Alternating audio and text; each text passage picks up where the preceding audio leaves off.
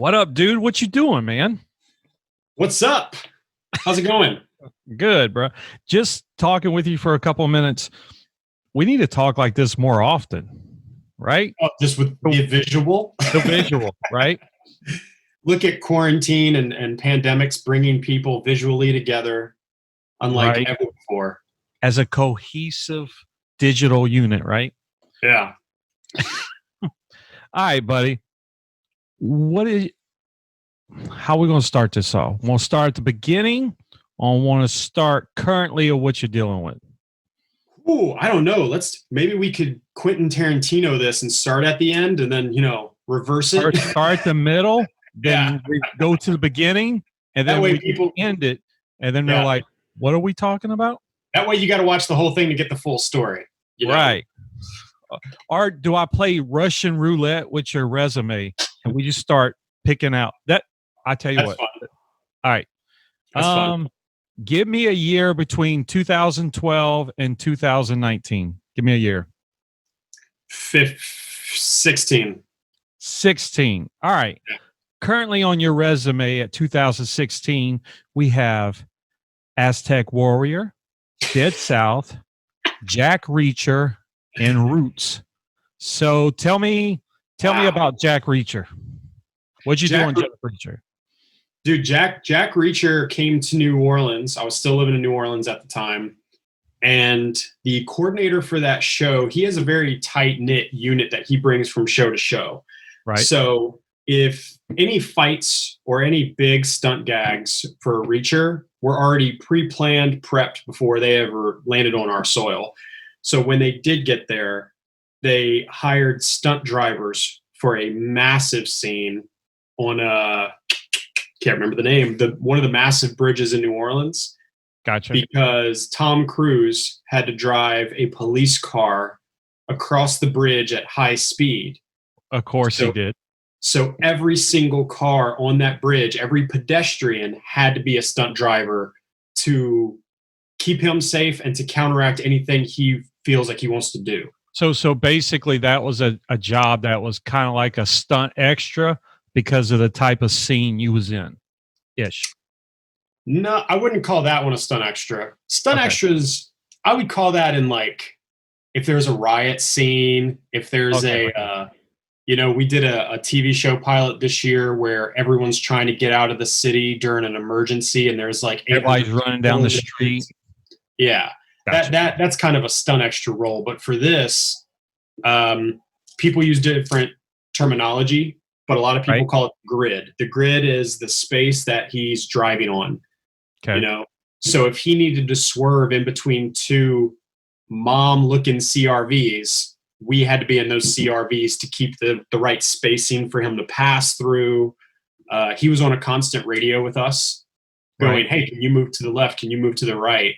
So we were constantly shifting around whatever he wanted to do in the cop car. So at that point, I would imagine you have now. Are these stunt guys working in vehicles, or you got some stunt drivers in these moments, and y'all fill in the gaps? I don't know if I'm asking that right. Yeah, I get you. I filled in the gap. You filled so you would have had Tom in the main car, okay, because he knows how to freaking drive.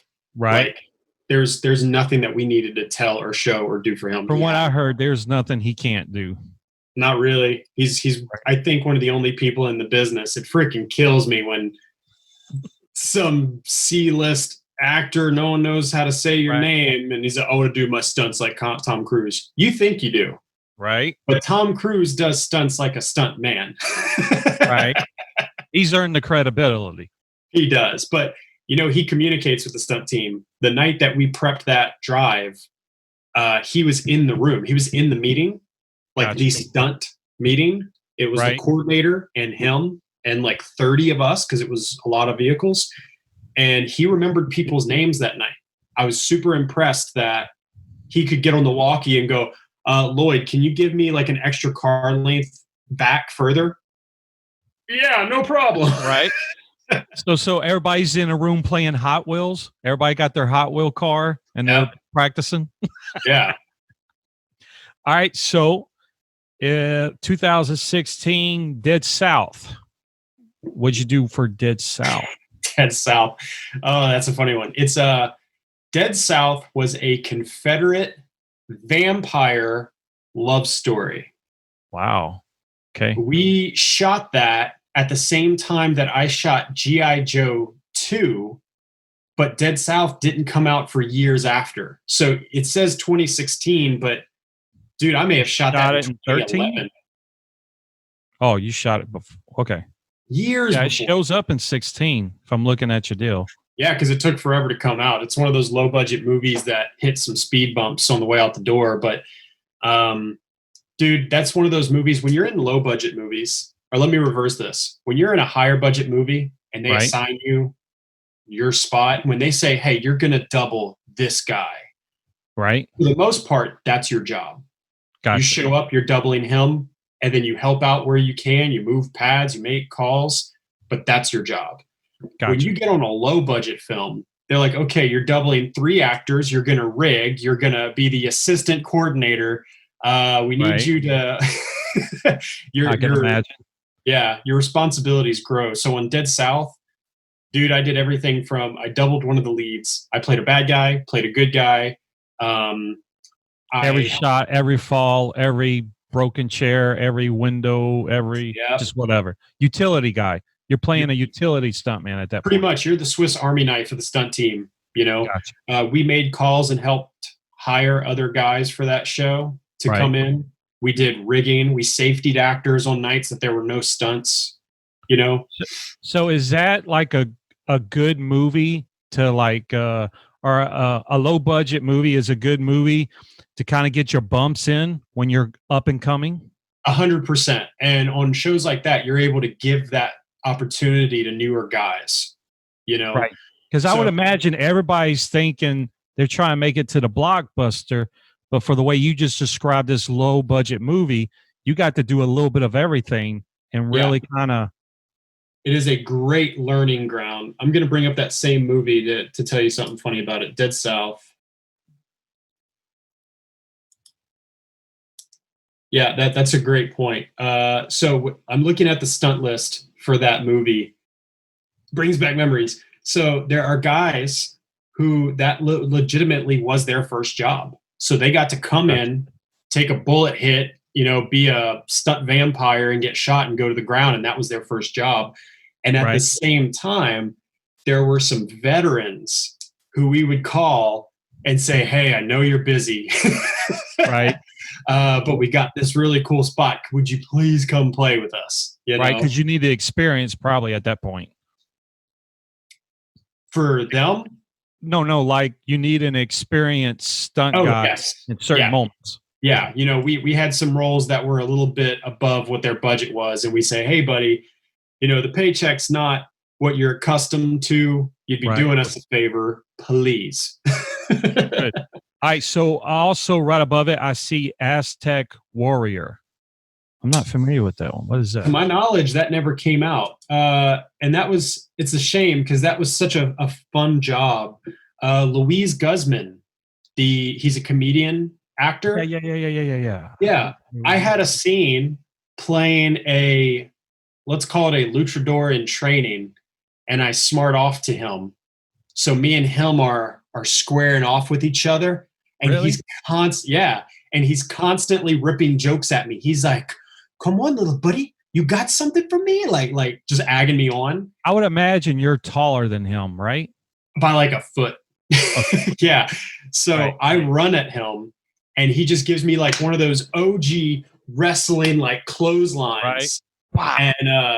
And I pop like a gainer, like a backflip, and land on my stomach. So are you having to react harder than what he hit you? Is that like the joke of the scene? Yes, because I mean, when you're looking at real dynamics, if you take any human being's arm, you know, and you try to clothesline me, I'm 180 pounds of, you know, athlete. Right. That's going to hurt your arm. It's going to hurt your shoulder. Right. So we had to do that take, I don't know, 10 freaking times. Are you rigged up? No. Okay. So you're taking a flip with a amount of force, flat footed. Yeah. So basically, I would run at him, and as his arm would get closer to me, I would just throw the backflip, and his arm would never even touch me most of the time. So where's the camera at this point? Coming over your shoulder, or Yeah. coming like off his shoulder? If I remember correctly, we covered it from both sides, and we got a wide of the whole thing. All right. So okay. So let's break down the camera angle on a stunt.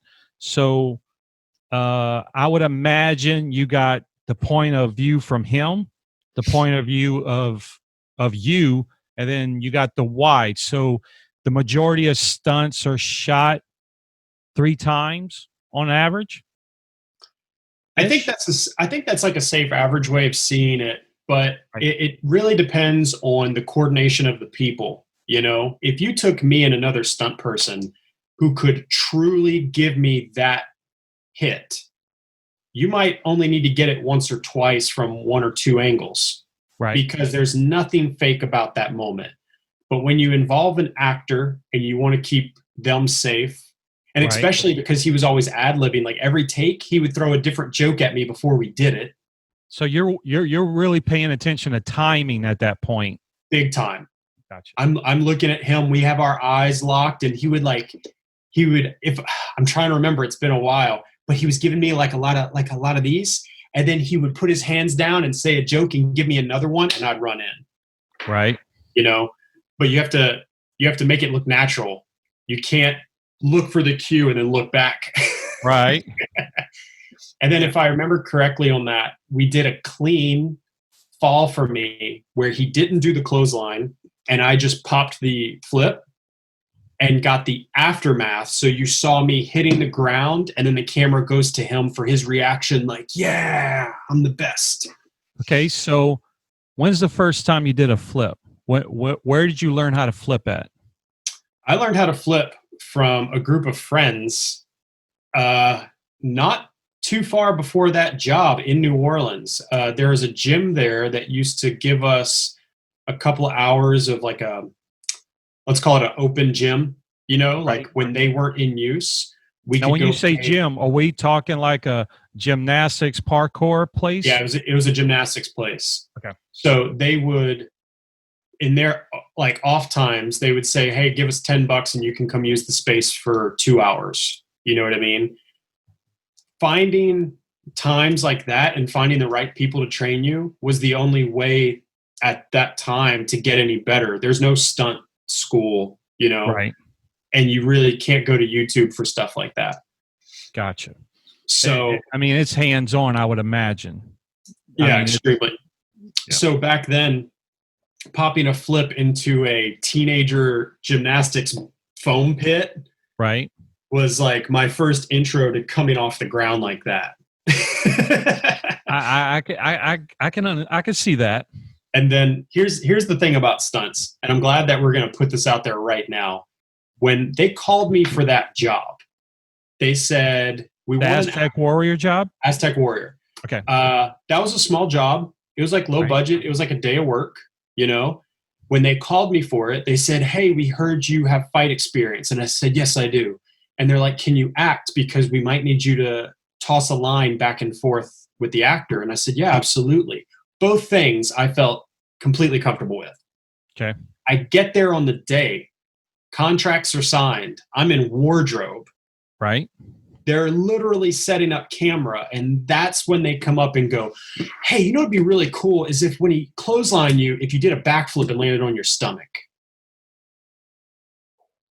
Okay. And they said, "Can you do that?" And I went, "We'll see." Right. So how much experience you had up until that point flipping alone? 6 months, a year? Oh, I wish. I might have felt comfortable with it then. I'm being dead honest with you. I might have had 6 weeks of doing any type of flipping and coming off the ground prior to that moment. So how do I ask this? Sometimes you're naive to the moment and sometimes experience counts. So when you're up and coming, does being naive or being down to try anything, is is it worth it? Or now looking back at it, you're like, man, I wish I would have had more time in flipping, knowing Well, what I mean, with our job, you face so many different challenges. right. You are always going to wish you had more time. Always.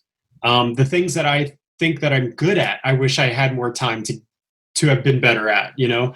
But with that particular moment and jobs like that, it's not about being willing to try anything. It's being honest with yourself and going, can I figure this out in the Right. time that I have?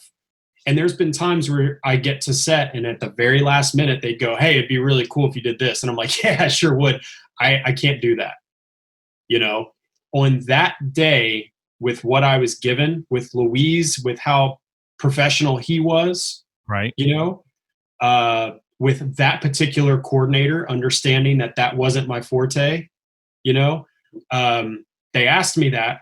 And I looked at the situation and genuinely thought, you know what, I think I can get this. And I was honest with the coordinator and saying, hey, this isn't my thing. And he goes, okay, go grab a pad, take it over there where they can't see you, try it. Right. And if it fails, you come tell me. And if you get hurt, don't come out from behind the curtain. So there was another stunt performer there, Nito, who I went directly to and said, Nito, here's the situation. I need a 5-minute training lesson. Yeah. And he came back there with me and clotheslined me. Oof. So we set up our phone, and Right. he clotheslined me. And literally, dude, after the very first one, he hit me and I landed kind of weird. And I was like, okay, I think I know what to change. Let's go again. Right. And then on the second try, we had it. And he goes, how do you feel? And I was just like, I can do it. And he goes, okay, let's do a few more before we go tell him, though. Right. And then you say this as it's a normal day, but I have an issue of putting my butt above my head and not being confident in that kind of moment. Yeah. So let's walk through a flip. Okay, so you walk behind the curtain, you ask your buddy to help you out. Yeah. He's hitting you across shoulder to shoulder. Like, how's he approaching you? And then at that point, like, talk about like a head rotation, like break down that 10 seconds of action.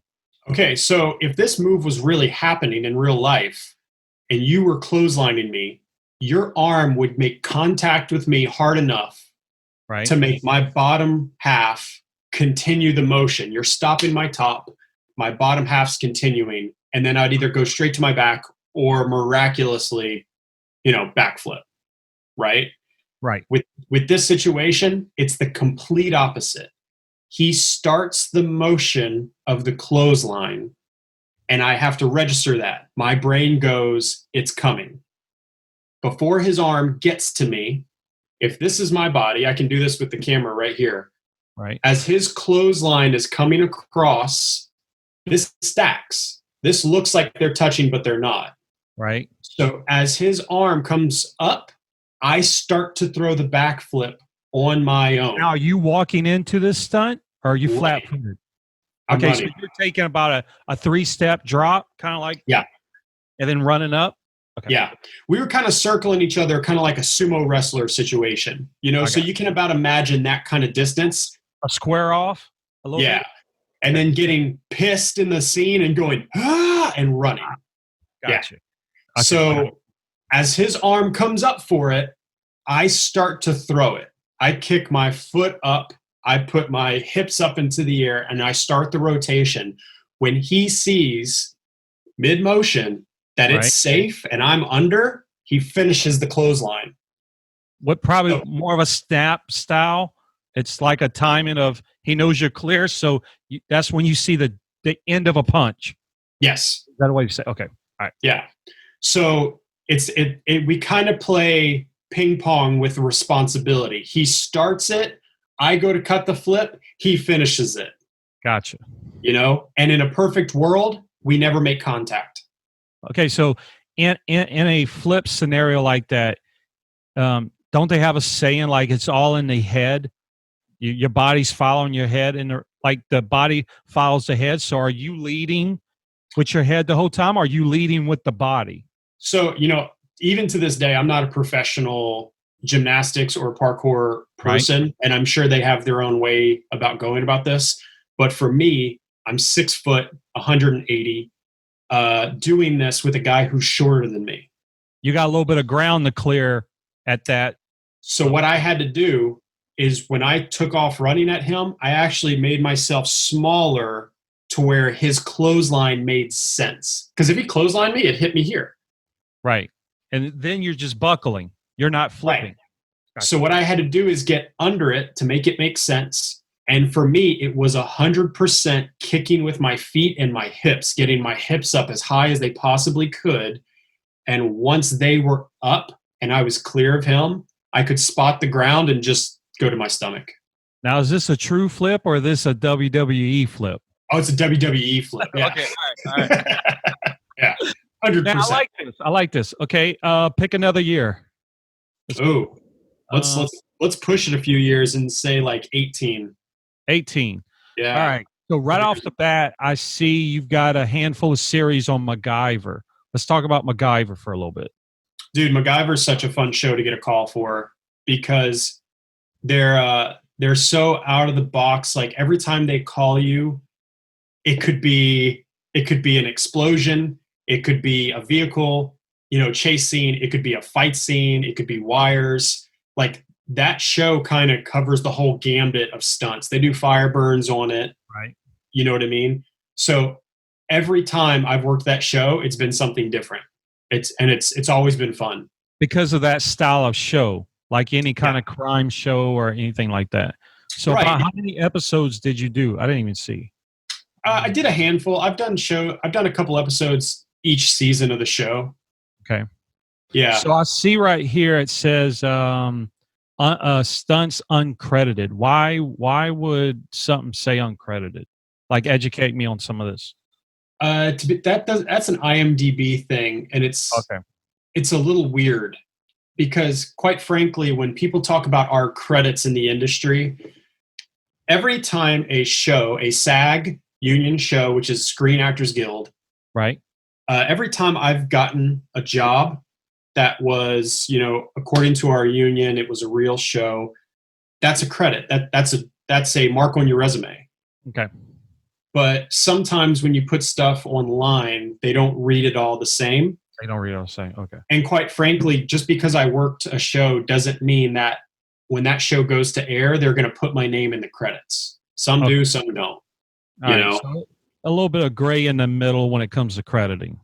Yeah, there's been shows that I worked on for weeks. Like I worked 6 weeks on a show and my name's not in the credits. And then I go work a TV show for a day and they credit me. Gotcha.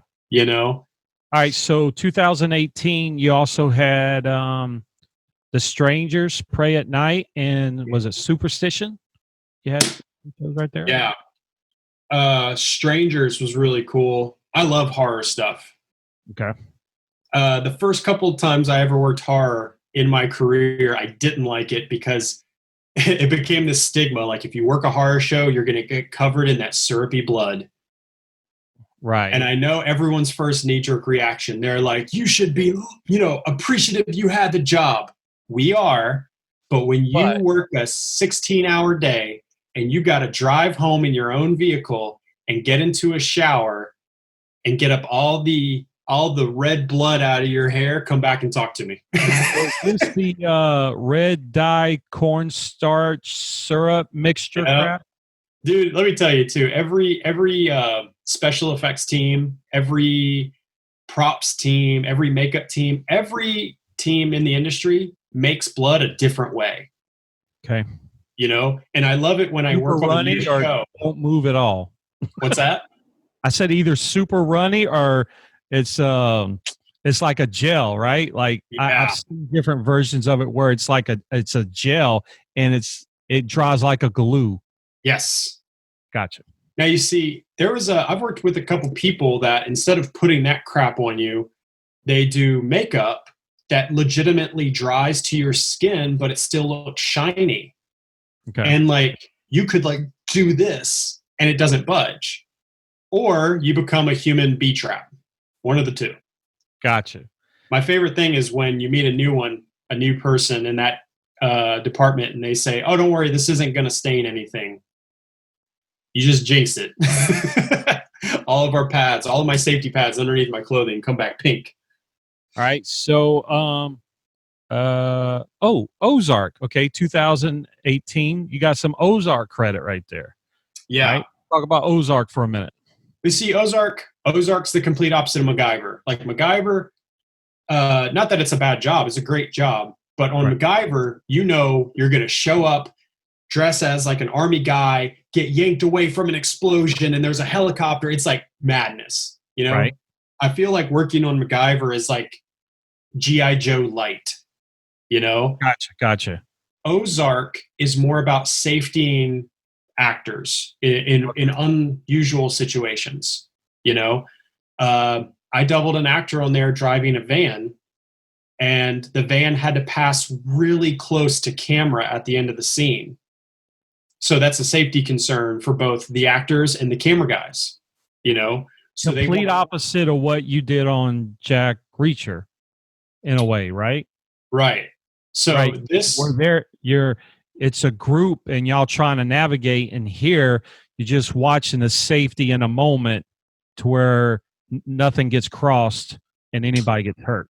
Yeah, on the day of Ozark, you had a camera guy who's moving across the street during a scene, and I'm basically driving towards him fast. You know, this van's peeling out, but it's my job to make sure that that camera guy has cleared and has enough room of safety for me to drive by. And if he hasn't, I stop. I pull the plug. You like stunt driving?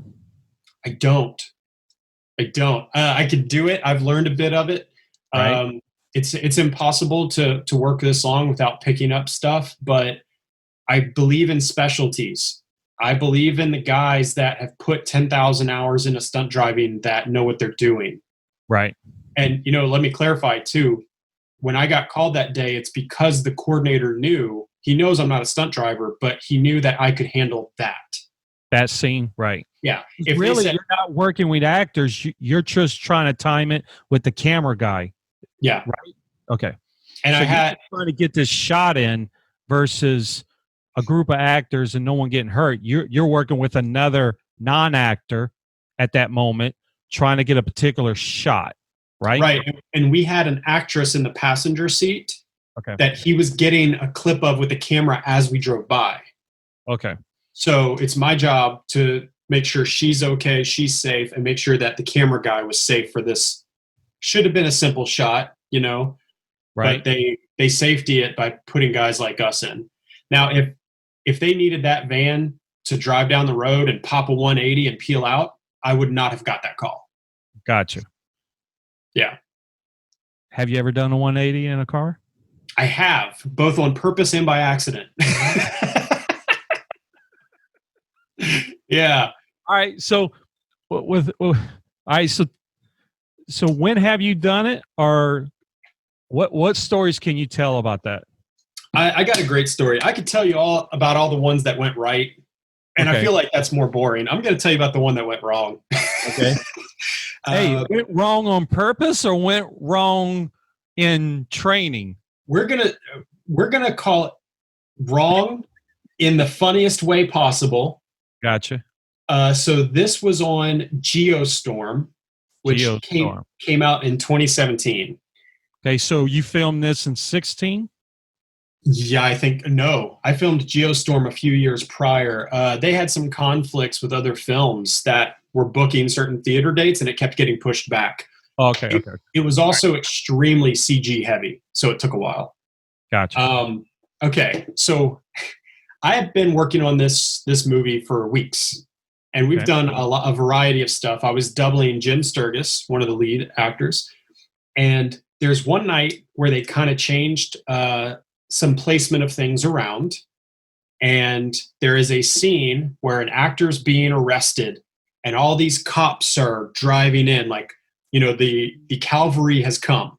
Gotcha. You know, so myself and another one of the lead doubles, they needed 2 more cop cars. And the coordinator says, "Hey, I'd like to put you guys in these cars. All you're going to do is come down the ramp. you're going to get to this point and you're going to brake and you're going to kind of put the car a little sideways as if you were blocking the road. Okay. Sure. No problem. Right. We're So not doing 180s. Just pull in and just hit the brake. That's it. That's yeah. it. So we had already done it 5 times. Okay. To the point that it was boring. Like, there's no problem here. We back up. They say action. We drive down the ramp. We put the car there. And then we would literally put the car in park and wait 10 minutes for the actors to do their scene. Okay. So at this point, what's the focus of the scene? The car's reacting in the moment, or they're trying to catch the actors at a certain point with this in the background? We're in the background. Okay. And the idea is that this actor, who's about 300 feet down from me, is turning around, realizing that all the cops are showing up. Okay, they're in trouble, and they're realizing the cavalry's coming in. Right.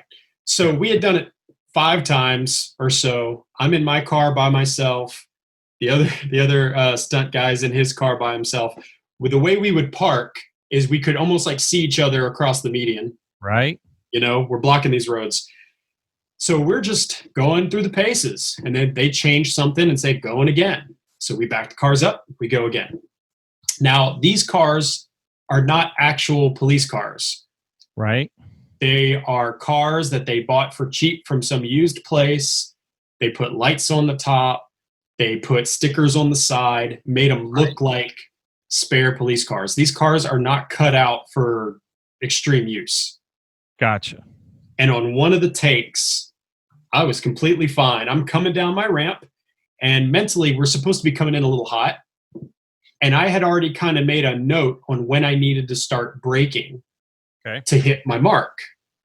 So I brake, and the brake just goes through the floor. So they're gone. Now, to put this into perspective, if this car does not brake at all, 300 feet down from my mark are actors. Okay. So if it doesn't brake, I'm not going to hit the actors. My first. So we clear, this is a mechanical error in a moment. Okay. Correct. Right. Yeah. The brakes just go out. Go out. So, so I'm thinking I'm going to have to put this car into the wall, because when it comes down to it, it's better that I take that hit than me putting this car through killing 20 people in front of you. Gotcha. Yeah. So at this point, I'm thinking to myself, I know how much time I have before I have to put this car into the wall. I start pumping the brake, pumping it, and it finally catches. And when it does, my car just goes sideways with the loudest scream all the way. Now, did you miss the mark at this point? Are you past your? I did on the cement. I missed the mark. I surpassed the mark, but not enough for it to be concerned. Like, at no point did the actors or crew think they were in any sort of danger. Gotcha. It was not that. It was, to them, nothing happened. Right. To me in the car, I'm like, this is a problem. So I screech so loud that it disrupts the scene. Like, one of the actors was even like, the hell is that? Right. We have walkie-talkies, and I hear the coordinator go, who was that? And my buddy in the other cop car goes, wasn't me, boss. There's only 2 of us, man. Right. I was sweating, man. I was sweating so hard. And then we had to do it a few more times. And I went and said, hey, guys, this is what happened with the car. And they said, okay, slow it down. And if it happens again, tell us. Right. So going slower in the car, the brakes were catching. So you just kind of revved it up too high on that last time. I guess, man. So we did it like 2 more times, and I'm still sweating because I don't know if I'm going to get in trouble for this. Hey, now you're paying attention to everything. Yeah. Yeah. And then finally, sometimes in situations like that, you kind of get stuck in the car for a few hours, Right. Finally, we left that scene, and I got out of the car, and I went up to my boss on that show, and he's like, "You all right, Screech?" "Yeah, man, I'm good." Got labeled for the rest of the week on that one, huh? Yeah. So you said you drove on that one, but did you did stunts, right? You said. I did. Yeah, we did some other stuff on there. Primarily, we had a little bit of a bar fight that was so fun, man. I forget where it falls in the movie. I can't remember if it's in the very beginning or very end, but it was my actor, and it was Gerard Butler, Jerry, Right. and we had a couple of stunt guys that kind of have a little brawl, and we had a bunch of breakaway furniture. We had a breakaway table. How tall is Butler? Butler's got a little size on him, huh? I'm 6 foot. I want to say he's about 6'2" or 6'3". He had a few on me. I can't remember how much. Yeah. So the bar fight, how many stunt guys are included? What are we talking about? 5-on-5, 10-on-10? No, so you would have had the two actors. You would have had their two doubles, right, which was myself and I believe Tim Connolly, and then you had, I think, three bar stunt guys. Gotcha. Yeah. And is that, if you do a bar scene like that, where I'm sure they're grabbing it from many angles, that's like a whole day of shooting right there, right? It was 2 full days. 2 full days? Yeah. Because you're resetting tables, chairs, glasses, clean up, break everything, clean up, break everything. Yep. This side, clean up, break everything. Yeah. Gotcha. Yeah, it was 2 full days out there. And let's see, anything else from that? Oh, okay, we jump. Anything else from stunt driving you want to share? No. Okay, going to the next question. Yeah, I mean, I'm just not that guy. You know, right. I'll put one of those guys in front of your camera one day, because their stories will be completely different from mine. Mostly, if you go down my resume, I've had fight scenes or some kind of specialty fall, like a stair fall, in most of what I do. Okay. So stunt driving is not in your top 10. So what kind of stunts? You just said staircase. What is the stuff that you like to do, or what is your specialty in? If I had to name a specialty for myself, it's fighting, fight choreography, fight reactions. But I'm starting to get a little wider into actual action design. You know, for me right now, back when I started in the business, if you said we had a martial arts fight scene with 100 beats of choreography, that would have been my dream. Right. But now I really love mixing in like paranormal aspects in the shows that we're working on, whether it's a Marvel film or whether it's a horror. You know, having someone fight for a couple of moments and then get slung across the room by a tentacle, mixing elements of action. Gotcha. You know, that's what I get really excited about. So you're over the brawling fighting. Like you want to do something truly creative. Yeah, it doesn't hold my attention span anymore. You can only, because you've been doing it for so long? Maybe so. You can only throw so many punches and so many kicks before it all just starts looking the same. You know? Gotcha. So if they say you're going to punch, kick, and headbutt, and then you move into this room, and then you're going to punch, kick, and headbutt, I'm bored. So, speaking of time, how long you been doing it altogether? I have now surpassed 10 years as a professional stunt person, and that means only legitimate union SAG jobs. We're not talking about indies or low budgets or student films, like professional film and television for 10 years. Let's do a quick how you got into the business. So give me a little bit of dialogue of childhood, high school, and then what kind of led you in the direction of this even being a possibility in your life? There's not a lot of ways to paraphrase it. I can tell you that. I wish there was a simpler way. I feel like the people who are like, I knew since day one that I wanted to be a stunt person. Right. Great story. Mine was more of a fumbling a football for quite a while before I made the catch, you know? But then once you do, you look back at your past and you're like, oh, it makes complete sense. But, you know, there were a lot of things throughout my childhood, growing up in and around, bouncing in and out of martial arts and a lot of various martial arts. Okay. What age did you start any martial arts? So the first time I actually got into anything that ranked me, you know, I hold, when people talk about things like this, I think that ranks and contracts and titles are super important. You know, I feel like I've been doing it since I opened my eyes in this life, but that doesn't actually lend to real experience, if that makes sense. No, I hear you. The first time I ever competed and ranked in a martial art was around 12 years old. I joined a Taekwondo school in Alabama when I was 12. At the age of 12 or 10 and 11, and you didn't get to try ranked stuff till 12? No, it was 12. Okay.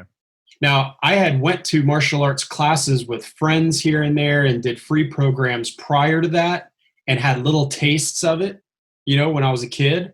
But it wasn't until 12 that I felt like I was an actual member of a training dojo and competed and ranked and belt tested and whatever else. So why did you pick Taekwondo, or that's just what was available in your area at the moment? That's what was available. And quite frankly, I lucked into it. You know, when the universe hands you something, the area I was in didn't have a lot for kids. There wasn't programs, there wasn't entertainment, you know? So if you weren't playing PlayStation 1, you didn't really know what to do with yourself. So a friend of mine, her dad put her in a Taekwondo class, and it was at a local civic center of sorts, or like gymnasium. And I went there one night to try a class, and the instructor didn't charge me for classes. He let me go as long as I wanted. So from 12, how long was you in that school? 3 years. 3 years. Yeah. So you let's say you started in January. How long was it before you actually try competing? Like, what was the timeline? Oh, for that year and a half? The first any kind of competition I ever did was around 13 years old. 13. Yeah. So then I would have been point sparring. Like, you had to be in his class for a while before they would allow you to do it. But I was point sparring, and I was doing like form competitions and whatnot. Now, this is all hand to hand. This is nothing weapons related. This is nothing. Because what I want to illustrate is like you talk about the fumbling of the football. So your first experience of anything was hand to hand martial arts, correct? Yeah, correct. Okay. All right. So you did that. You said 2 to 3 years. Yeah, 2 to 3 years until I moved from Alabama back to Louisiana, which is a whole childhood story on itself. Right. And then I found the next school that I would stay in for much longer. So at that school, what was we doing? Hand-to-hand combat, similar stuff, or in Louisiana? Yes. Louisiana was everything from hand-to-hand combat, self-defense, weapons. We did sword work, staff work. The Sifu. So your first weapons training was at what age? 14, 15? 15. Okay. Because I want to show a progression of like you say, the fumbling of the football. And I think this is very key to people who are interested, or young people who are looking at this. You got to start picking up these crumbs before you get the loaf of bread. For sure. And, you know, martial arts, Martial So arts. hand to hand for 3 to 4 years, and then you started weapons at 15ish. Yeah. And with that school, that particular style of kung fu, you did everything from blades to staffs to flexible weapons, such as rope dart or 3-sectional staff. I remember my Sifu. With weapons at this time? What's that? Are you competing with weapons at this time? In weapon forms, yes. Okay. Yeah. There was never any weapon on weapon sparring ever. Right. I know. But I just didn't know what level things started taking off. That's why I'm asking. Yeah. Yeah. Weapons was so, boy, if there was like a master list of things I could give people just to get like a start in what we do, weapon work would be a huge component. Not now, what was your favorite weapon at that time? At that time, it was kind of like the more eccentric kung fu stuff. I liked fans, like the metal folding fans. I liked a 3-sectional staff. At one point, I thought if I could get used to weapons that other people didn't, that it would give me an edge. Right. That's false. You never see those weapons in film. You never see them. If I could go back and change anything, I would have picked up a sword at 15 and not touched anything else. Sword and staff. Sword and staff. So what is your favorite weapon now? Sword and staff? Staff. Staff. Okay. Yeah. I'm very proficient in a sword. I love sword work. But my favorite weapon to have in hand, like it just feels like home, is a staff. Is a staff. Yeah. What weapon, regardless if you love or hate, what's the hardest or the one that takes the longest to kind of learn a little bit? I would have to say I'm split on that. For me, flexible weapons is the hardest to learn. What defines a flexible weapon for anybody listening? Okay, so when you have a sword, when you have you have your handle, you have your guard, you have the blade, that's not changing no matter how you swing it. A staff is just a solid component with no bends, no creases. Okay. There's no like joints in it that can shift and move around. A flexible weapon is like a rope. Or a nunchuck? Nunchuck is a flexible weapon. Okay. Right? So a 3-sectional that I mentioned earlier, imagine a nunchuck, okay, that's 2 handles. Okay. So imagine it with 3 handles as long as a staff. Oh, wow. So it's 1 chain, 2 chain, 3, right? That's a flexible weapon. That, when I pick up a staff to this day, if you just put one in my hand, I can go through all the motions and forms and everything with it. It's just right there. Right. If I pick up a 3-sectional, I'm going to smash myself in the face 10 times before I can remember what to do with it. You learn real fast what you can do and not do when you get to that point. Flexible weapons are temperamental, as I call them. If I take a staff and I were to hit you with it, I still have full control over the staff. If I hit you with a 3-sectional, depending how that part that's on the chain hits you, it can ricochet and come right back at me, or maybe it kicks off to the other side. It can go anywhere, depending on how it makes connection. So at that point, at 15, 16, how many weapons was you trying out? A dozen, a handful, 5? No. It was few. It was, at that time, it would have only been like sword, staff. I was obsessed with nunchucks and 3-sectional. And then we had a sword in our system we called it the Bagua blade, okay, which is, if you've ever seen a Chinese broadsword, the one-sided, imagine that, but the size of a claymore. It's huge. Okay. It's got more of a curve in it? Yeah.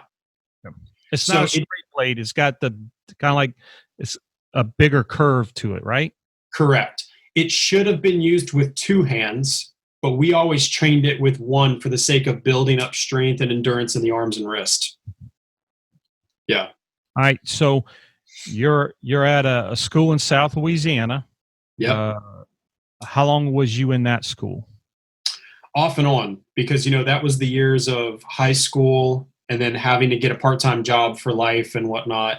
Right. So I feel like the first 2 years were very consistent, and then I would dip out for a couple months and then go back. Because life happens. Because just life happens. And that system and that teacher, I still consider myself to be a part of to this day. That was a system that I loved. It was a very unique style. We eventually took on Sanshao kickboxing as well. So not only did we have a traditional component, but we were also doing like amateur full contact kickboxing too, that I competed in at a young age. Okay.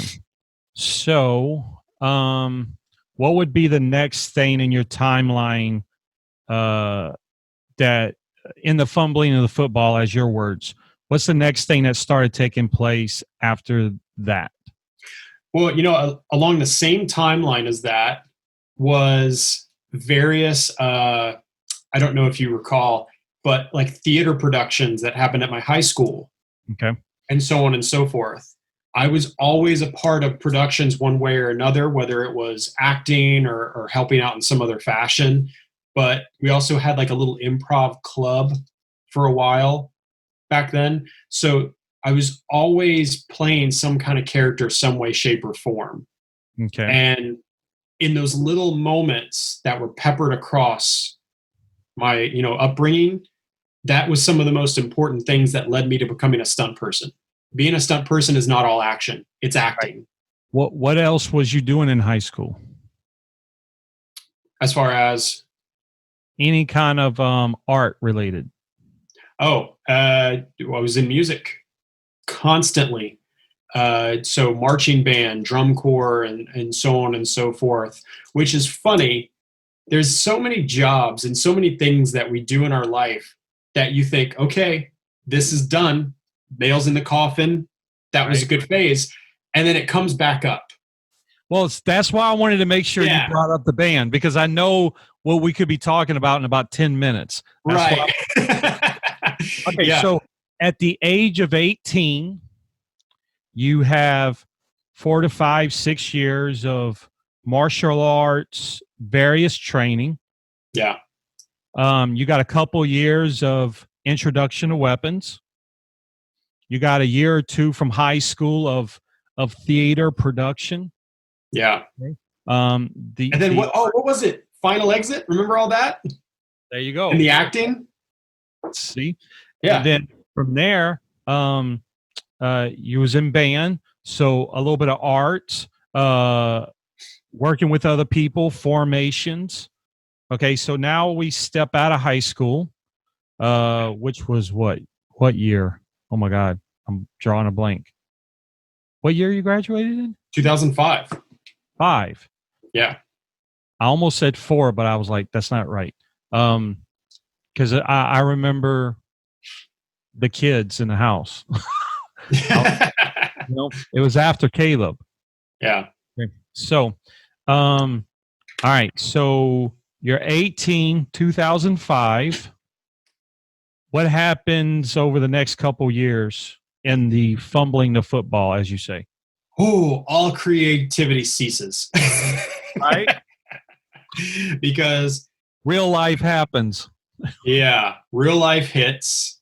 Right. And coming up in a small town, I came from a place that just didn't have a lot of opportunity for any creative types. Right. This wasn't a town with a good theater system or anything like that. Small town. Yeah, small town. So you kind of had your fun in high school, and then there was nothing but to work or to leave. Married, have kids, and everything else. Dude, there were people that I had friends of mine that as they got their diploma, they went and got married, and their first kid was on the way. Set. That's their life. Right. So I struggled a lot with not knowing what to do after that. And prior to graduation, through a lot of stuff that we saw on behind the scenes DVD commentary, the behind the scenes of the Matrix and stuff like that. I had learned a 20-hour DVD set that my wife got me for Christmas. Yeah. And I got like 10 plus hours that I've watched over and over and over. So I always had the dream, I will say this, that even in high school, I thought I want to be an actor, or I want to be in that world. Okay. I want to be in movies. But back then when you're a kid, you're so starstruck, you think acting is it. It's actor or bust. Right. Either I'm Brad Pitt or I never have a shot. Exactly. And then I also thought, to that same degree, either you go to LA or nothing. So do you go to LA to be an actor, or do you stay home? And I stayed home. So, I didn't have the money. I didn't have the funds. I didn't have infrastructure. It's not like we had a cousin in California that said, come sleep on my couch. Right. So I worked every odd and end job you can imagine. If you name it, I've been in some version of that industry, whether it be a waiter, the oil field, a valet parking cars, a barista. I've worked in construction before, mold remediation down in that same small town. I do remember those days. Yeah. It's a weird thing in life for a big storm to come through your hometown and you go, oh, I think this is going to give me more work this week. I get it. That's so strange to rely on that and be like, I hope somebody gets mold. Because I got a phone bill and my car's leaking. All right. So when does the street turn? When does the journey start turning? The journey turns because back then it was a treat to have the time and the money to drive out to New Orleans for a day. Right. Back then, that was a vacation. If you had the gas and you could get out to New Orleans and go eat somewhere else, it was a great day. It was a great day, right? So that's where expectations were back then. And I was in New Orleans eating at a restaurant, and that was it. I'm like, we finish this meal, we go home. That's the day, And in that restaurant was a huge table of probably 15 or more guys, and they all had on the same shirt that said, "We survived Green Lantern stunt team." And it felt like two different pricks of lightning hit me. I said, A, Green Lantern, right? Comic book movie with Ryan Reynolds, and like, at the time, we didn't know what that was going to turn out like. Right. I was like, that's awesome. Well, that's an oxymoron of a shirt, because you're like Green Lantern, but at the same time, you're going stunt team? Yeah. So I was like, stunt team? Okay. And when I took notice to that table, I hadn't even ordered yet. But throughout the whole time I'm there, I'm looking at this table, and I'm like, yeah, I ordered. I'm talking to the person I'm with, and I'm always looking back at this team. And I did something 100% that was out of character for me at that time. Okay. And it's that when that team started to funnel out, a couple guys leave, right. This girl leaves, and the only people left was the oldest guy at the table, older man, probably mid-50s. He had some white hair. Dude, to this day, I hate that I don't know who this man was. He told me his name that day, and because I was a kid and I was so like flustered, right. No idea who it was. And I wish I could find him and tell him thank you, but this man and his wife were left at the table, and they were done with their meal. I waited for them to be completely done. And I went over to him and I was like, sir, I'm so sorry to bother y'all. I noticed your shirt said stunt team. Were you on the stunt team for that movie? And he goes, yeah, man, I was. And I was like, that's so cool. Like I watch like stunt scenes on DVDs and, you know, I've always wondered about that stuff. And he goes, oh, you want to be a stunt guy? And at the time I kind of didn't know. And I was like, yeah. You didn't even know that was a question, right? Right. So I told him, yeah. And he was just like, well, you know, there's a lot of stunt people here in town, here in New Orleans. You should try to get in touch with them and find your way. And that's all he really told me. And he didn't offer any help, but he was encouraging. Okay. You know, like, hey, if you want to do it, there's people here, go do it. So, dude, it started with we didn't have internet at my house back then. So every day after that moment, I would get off my job, drive to a Starbucks and get on their Wi-Fi, and I would Google the simplest, dumbest thing: New Orleans stunt people, New Orleans casting for stunt people, and stuff like that. And it brought me. This is what I really wanted to show. Like this grind of, you got a little bit of stuff in your background. You have this moment of luck. Yeah. You know, and then it's like you said, it was out of character to go say hello. I would have never done that. Day, you're like, I'll Google this. Yeah. It's that want to, and I'm loving what I'm hearing. So I didn't want to cut you off, but I love this. All right, so we're Googling stunt teams. So here's the funny part about it, and I'm not going to name names, but in the moment I spoke to that man, he mentioned two people to me in town. Okay. I also Googled those two people. A local paper had done a story about one of them. Okay. And that person's email address was out in the open. And at the end of their interview, they were like, hey, you know, if anybody ever has any questions about Stuntworks, how can they get in touch with you? And this person was like, oh, here's my email. Right, because probably back then, social media ain't where it is today. They're not saying hit me up on Twitter. You can hit me at bob@yahoo. Yeah.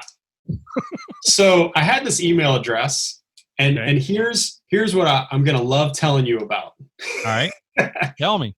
I emailed this person, and I had a bot on my computer that told me if people opened emails or not. Okay. I know for a fact this human being opened up the email, and they never said a word back. And that person's not a bad person, but what I would come to find out later on in the industry is that there are thousands of people who want this job and think they want this job, and they will reach out like that, but they're not willing to actually put in the work after. So I'm sure my email back then looked like some new green little kid. Huh? Probably one of many since it was put in the article. Right. I could have been the 500th person to email this person, and it gets ignored because in our industry, there very much is a wolf pack, prove yourself mentality. Of course. No one is going to teach you or hand it to you. No one. It's just not going to happen. So I emailed this person and got nothing. And back then I was just like, what else am I going to do? How many times you checked your email the next day? Well, back then I could only check it after I got off work. Oh, okay. So it was miserable to go home and sleep at night, go to work the next day, drive to Starbucks, and then open the email and nothing. You know? So. Dream crusher. Yeah. So what happened is I kind of went, well, that's the only in that I had. I don't know what to do now. Right. You know, I don't know who to touch because those Google searches come up empty. You know, there was no websites back then. There was no information. There was very little. The internet was still kind of being built up as a library. So sometimes when I talk to my kids, well, Dad, you had internet at certain points. Well, yeah, but we didn't have the history you do now. Yeah.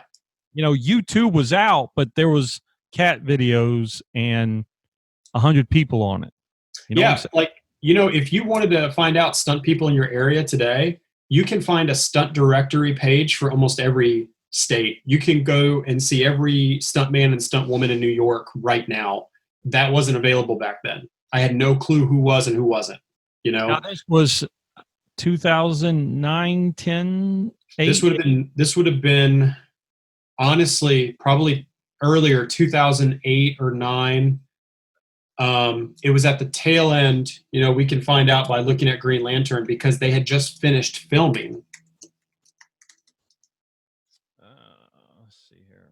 So it says it came out in 2011. So they filmed it probably 9 and 10, right? Yeah. Yeah. So, yeah, because I caught these guys on their, we're about to go to the plane and leave on the way out of the city lunch, you know? And then those guys weren't coming back. So I gave up on it for a minute. So I kind of didn't know what else to do, and I gave up on it. And then sometime later, couldn't tell you, you know, it could have been weeks or a couple months, there was like a news report because a local building out in a close by town was getting rented for a production. So I was like, that's really close to home. Right. You know, now by the time I found out about it, it was already in and out. It was already gone. And our hometown was like, ain't it cool? We rented a building to a movie. Right. And but it made me go back to searching. So I got back on Google and I started looking at casting, extras casting. Basically, at that point, I was desperate. Any way to get on a set. I don't care what I got to do. If I have to take out the trash, I just want to see a film camera. Right. You know, I want to see how things are done. That's it. And I came across websites for extras casting out of New Orleans and Baton Rouge. And that's kind of like the glowy hero anime moment for me where things started to move. Because you was finding more information at that point. Yeah. Not getting a phone call back. You was just starting to find more information and seeing where things were going on. I found proof that it was in our state. Right. Prior to that moment where I was from, I did not even know it was in our state to even be pursued. You know? Right. You're thinking Cali or New York. Yeah. Cali or bust. Right. So to find out and to look at these extra sites, and they used to put posters on their sites and brag, they're like, we casted this and this and these. And I'm like, all that was filmed here? Are you kidding me? Right. So I made profiles on like a dozen sites. And back then it was a pain in the butt because some of them didn't work right. You would spell your name and they're like, we don't recognize this. I'm like, that's my name. Right. So they would ask for pictures. And I remember asking friends like, hey, can you take a picture of me like behind the apartment? Yeah. Oh, you know what? That'd be fun. I don't know where in the hell it's at, but to find my first headshots would be a blast. Maybe I can have those ready for you by the time you post this. Hey, whatever you would want to share. Yeah. I would imagine probably in front of some bricks or a set of trees. So I made profiles, and a couple of the sites had dates on them. Like, we're now casting for these dates. Well, as those dates got closer and I'm not getting messages back, I was like, I kind of felt like, I don't know when I'm going to get another chance. So I started calling those extras casting companies. And looking back now, it's so funny because extras, dude, sometimes they go through their sites and they need 100 people and they go 100. Right. Go. But at that point in time, I was, excuse me, sir, my name is Lloyd. I would love to be considered to be an extra in this film. And then I got my first extra job on a movie called Never Back Down 2 in Baton Rouge. That was my first time stepping on a set. I remember that. Yeah. It's yesterday. Everything about that job is just hilarious to me now, man. That was in Baton Rouge at a time that I had never been to Baton Rouge. I had only been in New Orleans. GPSs weren't a thing unless you bought like the Garmin monitor from like Best Buy. Wasn't there like a TomTom or something during Yeah. Yeah. And then sometimes you would turn it on and it just wouldn't find satellite. Right. You know? So at the time, I had an old beat up Mitsubishi. And that job, I contacted a friend. I knew a guy who left my town, went to Baton Rouge from high school. And I hadn't talked to him in like years. Right. So I messaged him and said, hey, man, I'm coming into town to be an extra in a film. Could I rent your couch or could I stay with you? And he goes, yeah, no problem. I said, okay, it's for these days, right? To add to this, I went back to my day job the next day after I got the call. Right. And I went to my boss and said, hey, I need to talk, man. And he goes, all right, what's up, Lloyd? And I said, I'm leaving next week. I'm going to be an extra in a movie. And he goes, oh, okay. Well, there's like a form you can fill out to like take. I was like, no. I'm going. And I told myself, I was like, I don't care if I get fired. At this point, I do not care. Was you asking for vacation or just saying you wasn't coming in? I'm not coming in.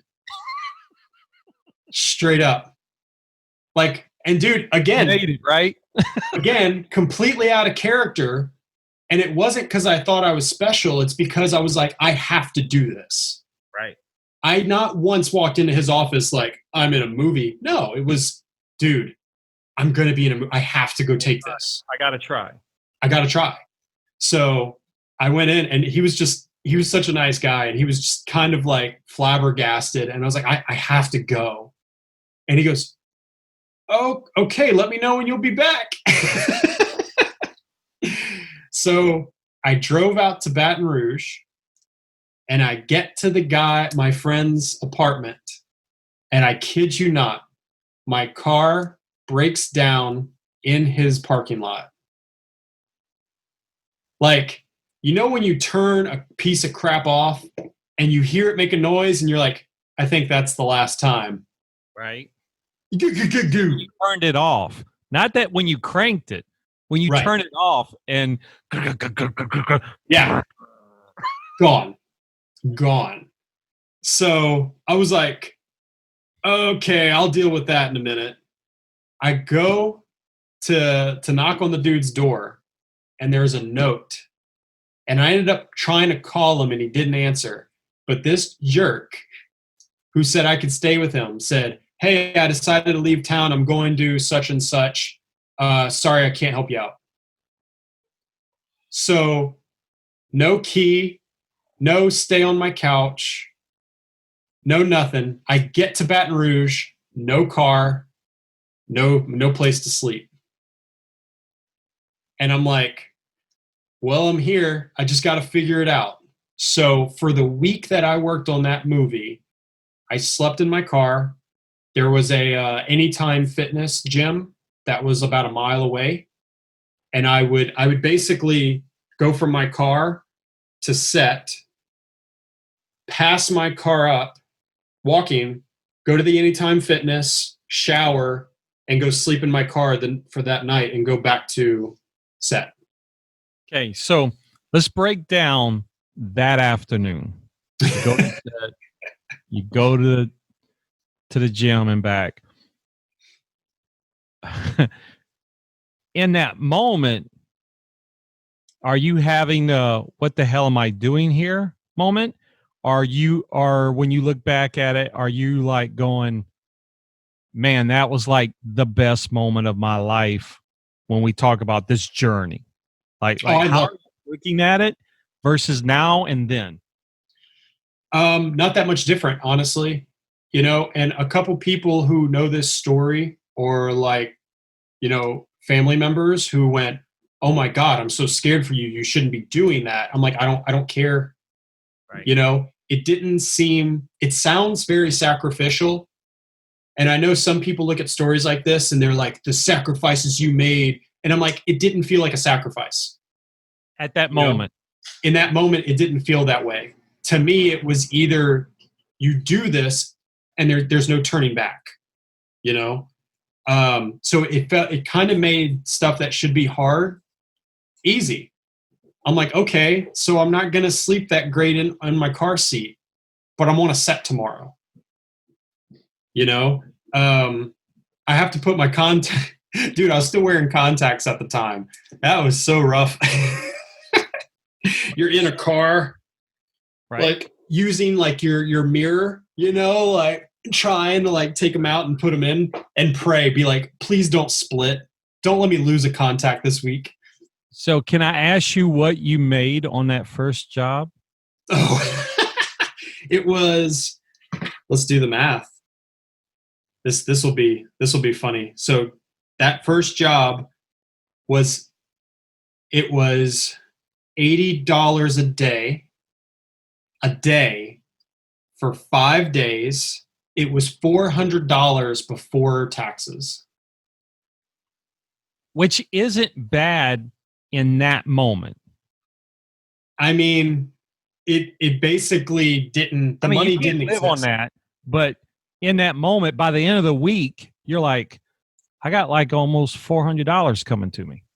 But the 400, that was before taxes. So that 400 turned into like $230. Right. Which gas, the car breaking down, feeding yourself in Baton Rouge, and then little stupid stuff like, I was barely making bills back then at all to begin with. Right. So I wouldn't be surprised if half of that was my phone bill that month. Plus, when you work as an extra, it can take you up to a month and a half to get that check. Oh, okay. So, I mean, honestly, by the time I actually got paid for that job, it kind of didn't really it didn't help, All right. So we got on a set. We left a small town. The car breaks down. You got on a set. What are we doing week 2? Okay. So while on that set, I'm starting to meet other people that are extras that are talking about other stuff that they've been extras on and stuff that they're about to go do. So all I knew at the time, I didn't know how I was going to get there, but I said, I want to keep doing this. Okay. So if somebody nearby said, yeah, I'm going to be an extra on this movie next week, I would be like, hey, who's casting that? What's their number? Do they need more people? And I did that over and over and over again to the point where it felt like you're just flopping from one show to the next. Gotcha. Yeah. And then sometimes they'd be like, yeah, I'm going to go be an extra on this baseball movie. They're paying $100 a day. Who's casting? Hey, when you're living out of your car, $100 a day, it is what it is. So back then, the hustle for me was 2 things. It was to keep those jobs coming. It was to become a stand-in because stand-ins were making $120. Uh-oh. Big money now. Big money. Okay. But the big thing for me was I used to carry a notepad around. My first couple days on Never Back Down were confusing as all hell. They'd be like, hey, the DP's setting up the martini. And I'm like, what? Right. No idea. So I ended up getting a pad and making notes of what everyone's job was, and I would talk to what I now know to be the grips, the lighting guys. I would talk to other crew members about stuff. Now, the first time, let me paint a picture for you too. At this point in time in my life, because of bouncing from job to job, poor income, some depression back then, I started to get very overweight at this time. Okay. So day 1 of Never Back Down, I'm pushing 240 pounds. At 6 foot. At 6 foot tall. And it's a very unhealthy 240. It's a 240 with no good habits. Right. So when I get on Never Back Down, my very first introduction to stunt people are shirtless, ripped, and fighting at full speed. So, to paint a picture, I'm an extra playing a guy in the crowd going, woo! And I walk into this room and I see those animals and I'm like, maybe I can work in the props department. Right? You're second guessing everything. You finally got there and you're going, Yeah. Okay. All right. Yeah. Furthermore, I want to say this correctly. I saw a person who wanted to be a stunt guy go up to the coordinator and the lead actor of the show while they have family present in the middle of a meal to try to give them a resume. And I witnessed this. I'm in the lunchroom and this guy goes up and he's just like, hey, sir, I really want to be a stunt guy. And this guy goes, dude, really? Like, I'm in the middle of my lunch. I got, my wife here and stuff, like bad timing. You know what I mean? And I was like, again, I was on my notepad, like, not a good way to hustle. So I was, dude, that first week was just constant information, constant. So my goal was to bounce to other shows, to become a stand-in, to make a couple extra dollars. Now, not only did the stand-ins make more money, but in my eyes, they worked all day. When you're an extra, you get put in holding away from set until they need you, if they need you. So you'll be sitting in a waiting room with a book or a video game, praying that they come in and say, you come with me. You get me? Right. As a stand-in, you watch everything. You watch the actor. You see the camera. So I'm like, if I can become a stand-in, I'm going to learn more. Right. So you're in the environment. So my emails and my calls to these extras casting started changing. I would call them, this was a couple of shows later, and say, hey, Joseph Gordon-Levitt's going to be on this movie. Do y'all have a stand-in for him yet? And I'd get a yes or a no. Most of the time it was, oh, we do, but thank you. We'll keep you in mind. There was a couple times that I was an extra on a set and something happened with the stand-in and they come in the extras tent and go, you come with me. And you became a stand-in for the day. Luck of the draw. Yeah, luck of the draw. Now, for anybody listening to this who doesn't know, a stand-in means if my actor is going to stand right here in the scene, they're not going to have him stand in that place to light it and to set up camera. He's going to be off in his, getting a snack in his trailer on the phone, doing whatever. Right. And then they get a stand-in to just literally, you stand where he's going to stand, they light it, they put the camera up to make sure it's framed properly, and when the actor comes to set, you step away, he gets in place. That's it. You never even speak. So here we are. We're bouncing between extra jobs. Yeah. When does the conversation start changing towards stunts? Like, when does that become part of the conversation? Well, because throughout these jobs, I started making some changes to lose weight. Whether or not I was going to be anything, I just realized, like, if I want a part in this world, I have to get my act together, So I started to lose weight, which means I started to stand in for other people, skinnier, smaller guys. Right. And then what happened is, quite frankly, getting to be on sets, watching stunt people, and having a realistic view of, could I do that? And there were days that I saw a stunt person do something and I say, I could have done it. I know I could have. And there's days that I saw a stunt person and I went, I have no idea how that happened. So can we say we can add some value to being an extra or a stand-in because you can kind of get a lesson of what it takes before you actually jump in the pond? Yeah, for some. But, it's really person to person. It's really, what information you're there to take in. Like, what's your goal? Why are you there?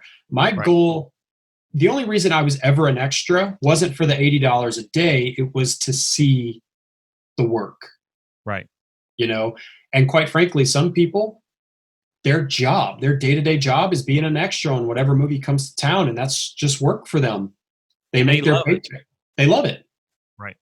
And you always know those career people because they show up with a backpack and a chair and they get put in holding and they've got books to read. And they're perfectly happy. Yeah.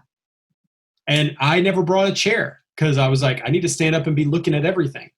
You know, I often got in trouble because I would walk away from holding and just watch from afar. And they'd be like, hey, did somebody bring you to set? Oh, no, sorry. I was bathroom. Right. Yeah. I just wanted to see it, man. All right. So we're watching. We're taking in information. Yep. When does that next turn happen? Like, so I think the big turn, the one that I know to speak of, was becoming SAG, was to be a performer. Okay, so anybody listening or watching, what is SAG? Break that a little bit down. SAG is a union called the Screen Actors Guild. They are the people that they're our go-between, per se, our representatives between the performers and the productions. Okay. So the productions can't come in and change a contract. They can't come in and say, we only want to give you this much money. SAG handles all of that to protect us, to make sure that we're getting what's owed. Also, is SAG like your license into Hollywood a little bit? You could look at it that way because, quite frankly, only legitimate productions are SAG. You're never going to have like a student film go SAG. You know, it comes with certain like safeties and health benefits and guarantees. So to be taken seriously in our business, you need to be SAG. You have to be part of that union, that group, you know. Now, there's a lot of debate about that in right-to-work states. When I was in Louisiana pursuing this, Louisiana was a right-to-work state. So there were people that would become eligible to get into the union, but they didn't want to pay the fees. Or, quite frankly, it becomes harder. Once you become union, you can't work non-union. So it's like you're either a professional or that's it. Or that's it. So people who were relying on all those like indie jobs, they purposely would not go SAG because they didn't want to lose the low budget work. So for some people coming up, it was a risk. Right. Well, I guess those people, they like working local and they didn't want to get that restricted down. Okay. Right. Okay, so as a stuntman looking at SAG, what is the requirements, or what does it mean that you're like, okay, I'm looking at SAG, I'm kind of looking at stunts. What am I having to navigate that next hurdle? So I don't know what the requirements are here in 2020, but back then you had a couple of different ways to get into the union, one of which was through SAG vouchers, which basically, I don't know how to explain this correctly because it wasn't my path. You know, I'll eventually tell you my way. My way was a little different.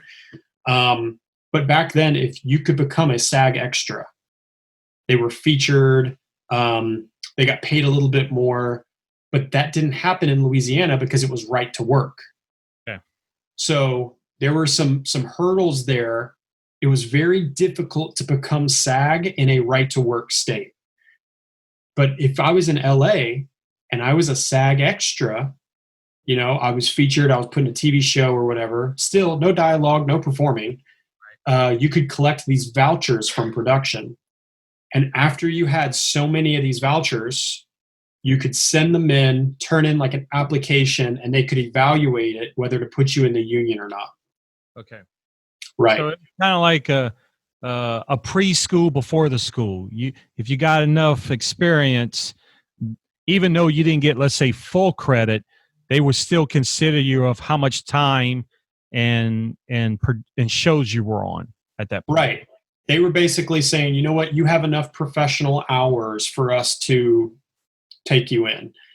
The other path, which is like the anomaly in our industry, was quite frankly for a stunt coordinator or let's say a director to taft you, they call it Taft-Hartley, into the union because they want you and need you and have to have you.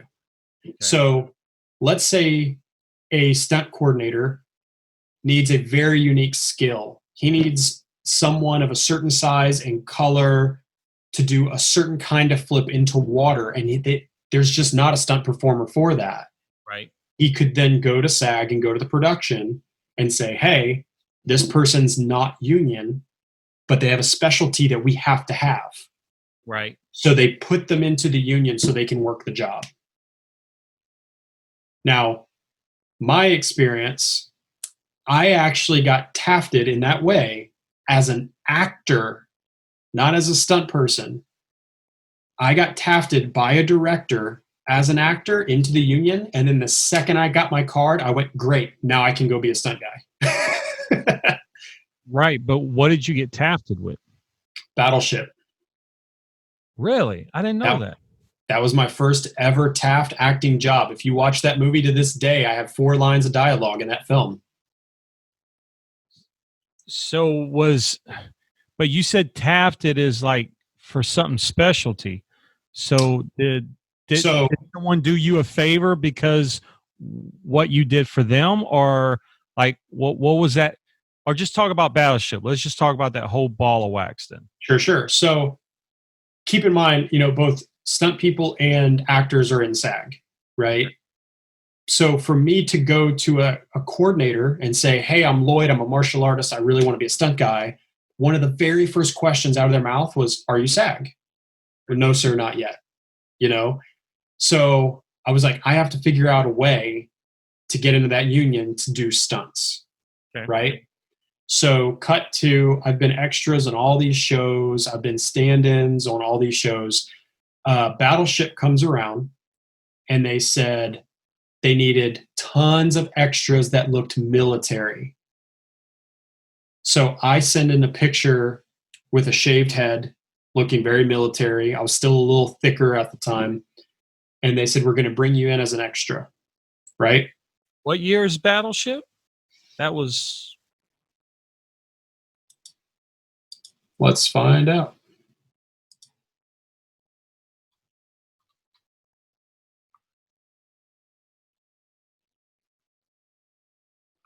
But 12. But keep in mind, so it came out in 2012.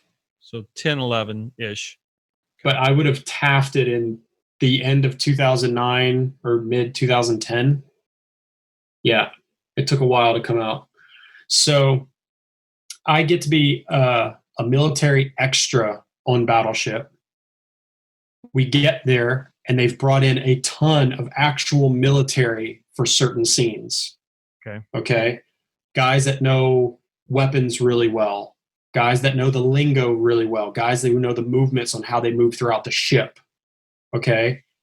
They realize they don't have as many military as they want. So they come through the extras tent. And it was kind of a extra to stand-in situation. Like, hey, if we have military types that can keep up with this, we'll bump you to $120. So of course I'm like, right here, I want to be on set, right? So they put us through a boot camp out in the parking lot, and I use the word boot camp really loosely. Right. Marching, reloading guns, passing out guns, stuff like that. Not everybody made it. They brought all the extras out, and they kept I sincerely think they only kept 4 of us, right? Right. How many people they pulled out of the tent? 40, oh, 30. 30 or more. There was a lot. And I think they kept 4 or 5 of us, maybe. So it extended our work. Instead of being done that day, they're like, you're going to work for 2 more weeks, and we're going to give you $100 or $110 a day. Right. So I was like, awesome. Now, because I was in that group, I got to be in some of the more key scenes with the actors while the military guys are operating behind the actors. Right?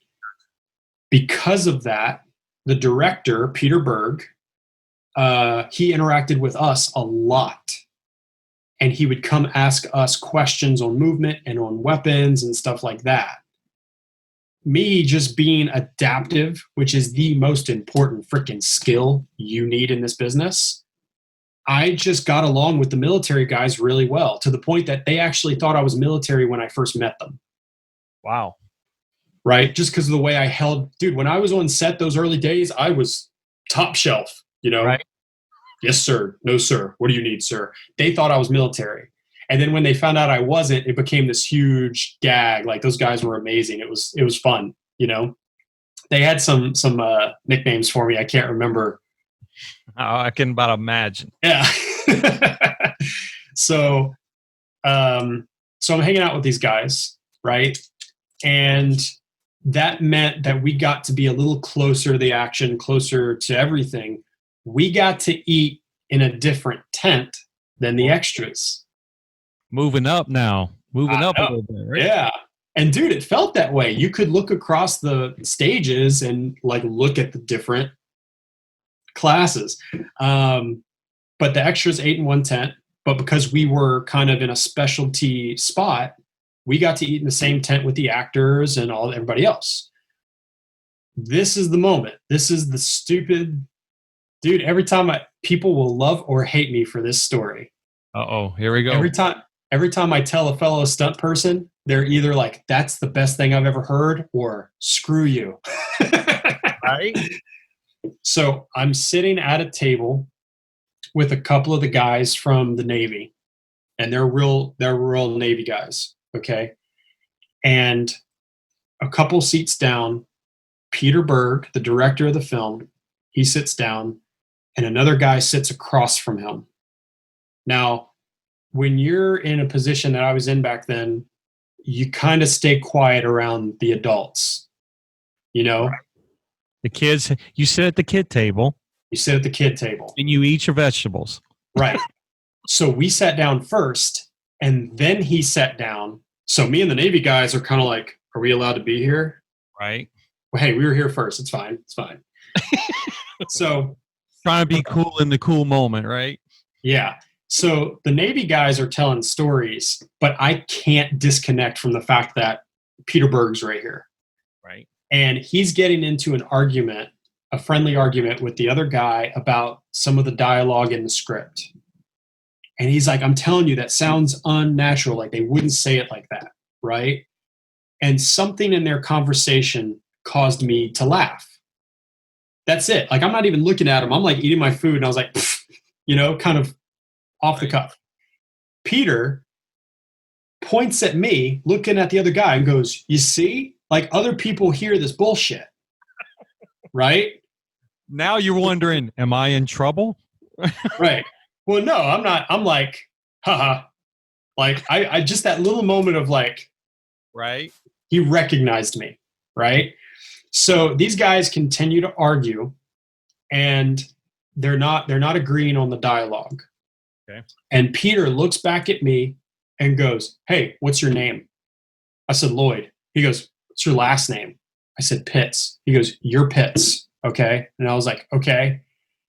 He's a very nice but intense guy. Right. And he's like, "You're Pitts." And I was like, "Yes, sir." At this point, I'm like, I don't care. Right, and he goes, right. "Pitts, how would you say this line?" And I was like, I didn't hear it. So the guy across the table says it, and I kind of cringe on the inside. I'm like, oh no, that's kind of fumbling. I was like, "I'd probably say this." And I just threw it back at him. To this day, dude, I don't even know what I said. Okay. I just kind of took it in. Simple and petty, right? It really was. Grab the gun, grab this, do that, jump here, move. Yeah. Something. It was something along those lines. And I took it in, kind of marinated it on it for a second, and kicked it back. Right. And Peter looked at him and said, "You see, I told you, that sounds more human. Like, that's it." And he goes, "Thank you, Pitts." And I was like, "Welcome. Happy to help." You know? Right. I'm here all day. Right? So that was it. I had my moment. And I was like, that was amazing. Right. The next day, we finish out that work day. The next day, we have like something crazy. It's like a 5 a.m. call. I get there, I get suited up, I'm in my outfit, and I'm walking on the stage. Now, the stage is a big fake ship on a gimbal. So if this is the ship, there's these hydraulics, and throughout the scene, it would move, right? For camera purposes, to make it feel like we were on a boat. It helped the actors, you know. So I'm walking across the stage because there's a little area set up with coffee and stuff. Right. And me and Peter pass each other, and he goes, "Morning, Pitts." And I was like, "Morning, sir." Like, hey, he remembered my name. That's the You're director. cool 2 days in a row now, right? Yeah, I'm in. And so he tells me good morning. I tell him good morning. We continue to pass. And then he goes, "Hey, Pitts." And I turn around and he goes, "Head over here and get mic'd up." And he points to a corner. And he says, "Get mic'd up." Now, in my head, I have no idea what's going on, but I'm following orders. So I go to this corner, and it's the sound guy. And he's got all of his carts and stuff, and he's talking to an employee of his. And I said, "Excuse me, sir. My name's Lloyd. Peter just walked by me and told me to get mic'd up." And this dude's like, "I'm sorry, who are you?" And I'm like, "I'm Lloyd, but he calls me Pitts. My last name is Pitts, sir." And he's like, "Hold on."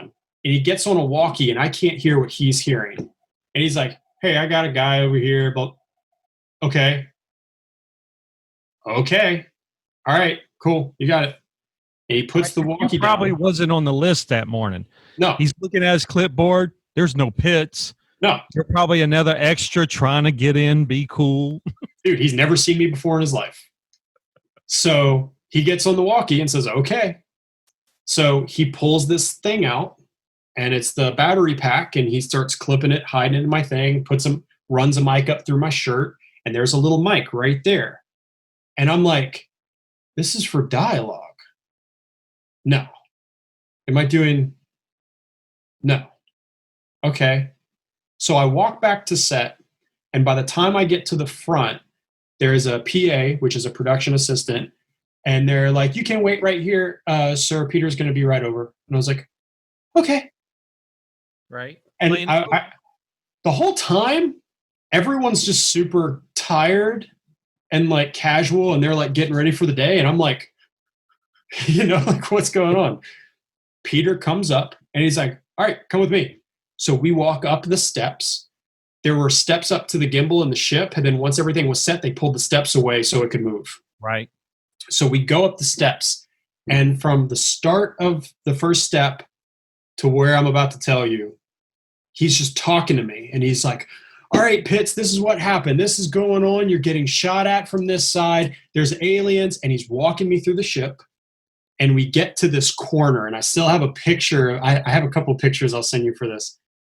And it's a corner outside portion of the ship surrounded by green screen. And there are like pink X's made out of tape. And he goes, that, and let's call that one. Those are aliens. They're shooting at you from a ship. They're not going to hit you or kill you, but they are hitting the ship. Right. All right. And as he's telling me this, I'm getting hot. I'm sweating. Sweating a little bit. And before I know it, people are working on me. People are coming up, adding props. A woman comes up and fits a helmet. You know what I mean? I'm slowly gaining weight in gear. And he's talking to me, and there's a green screen, and there's Going back one. to what you said earlier. Hey, you can do a flip, right? Yeah. Sure. Yeah. So there are 3 cameras. 3. And they're pointed at the corner, and it's just me. And On a stage in front of everyone else. I am the only performer in this moment. There's no other actors. The other actors, this is so early in the morning that the other actors are probably just getting breakfast, and we're shooting this in the free time. You know what I mean? No pressure. None. So he goes, "All right, I'm going to step off. You're going to hear my voice on the God mic," which is like a megaphone speaker. He goes, "I may change some things up or throw some stuff at you. Just be ready for whatever. You're going to have about 4 minutes. All right. Walks off. And he leaves. And the camera guys are setting up. And all the camera guys are super awesome. They're like tweaking stuff and they're like, what's your name, Pitts? All right, cool. All right, thanks, Pitts. Getting set up. And I start hearing all the commands. All right, go ahead, pull the ladder away. They pull the ladder away. All right, we're rolling. All right, start the gimbal. Ship starts moving. Action.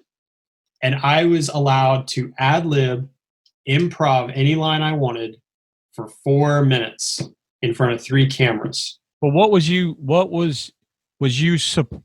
reacting to these aliens, or did he give you any kind of direction? The only direction I had is that I was the soldier who couldn't handle it. You're the guy panicking, like you did not want to be on this boat. You don't know why you joined the military. You know what I mean? The second shit hit the fan, you weren't about it. So that's kind of the position you was then, though. Think about it. Yeah. Wasn't supposed to be there.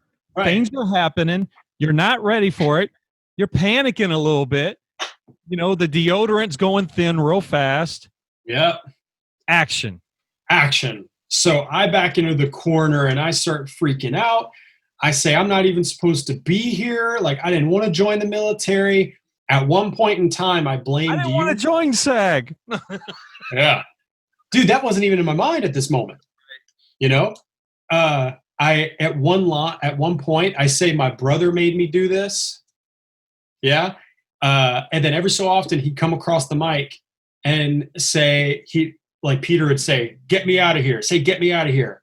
Somebody get me out of here. And then, okay, do that again. You know, and just for 4 minutes, dude. Just work it out. He says cut, and the camera guys and the PAs, and I don't even know who else, start clapping and laughing. Come on. The whole stage just starts like applauding because I made a bunch of them laugh. Apparently I made Peter kind of snicker a little bit. And like, so there was some funny stuff and they knew I was new.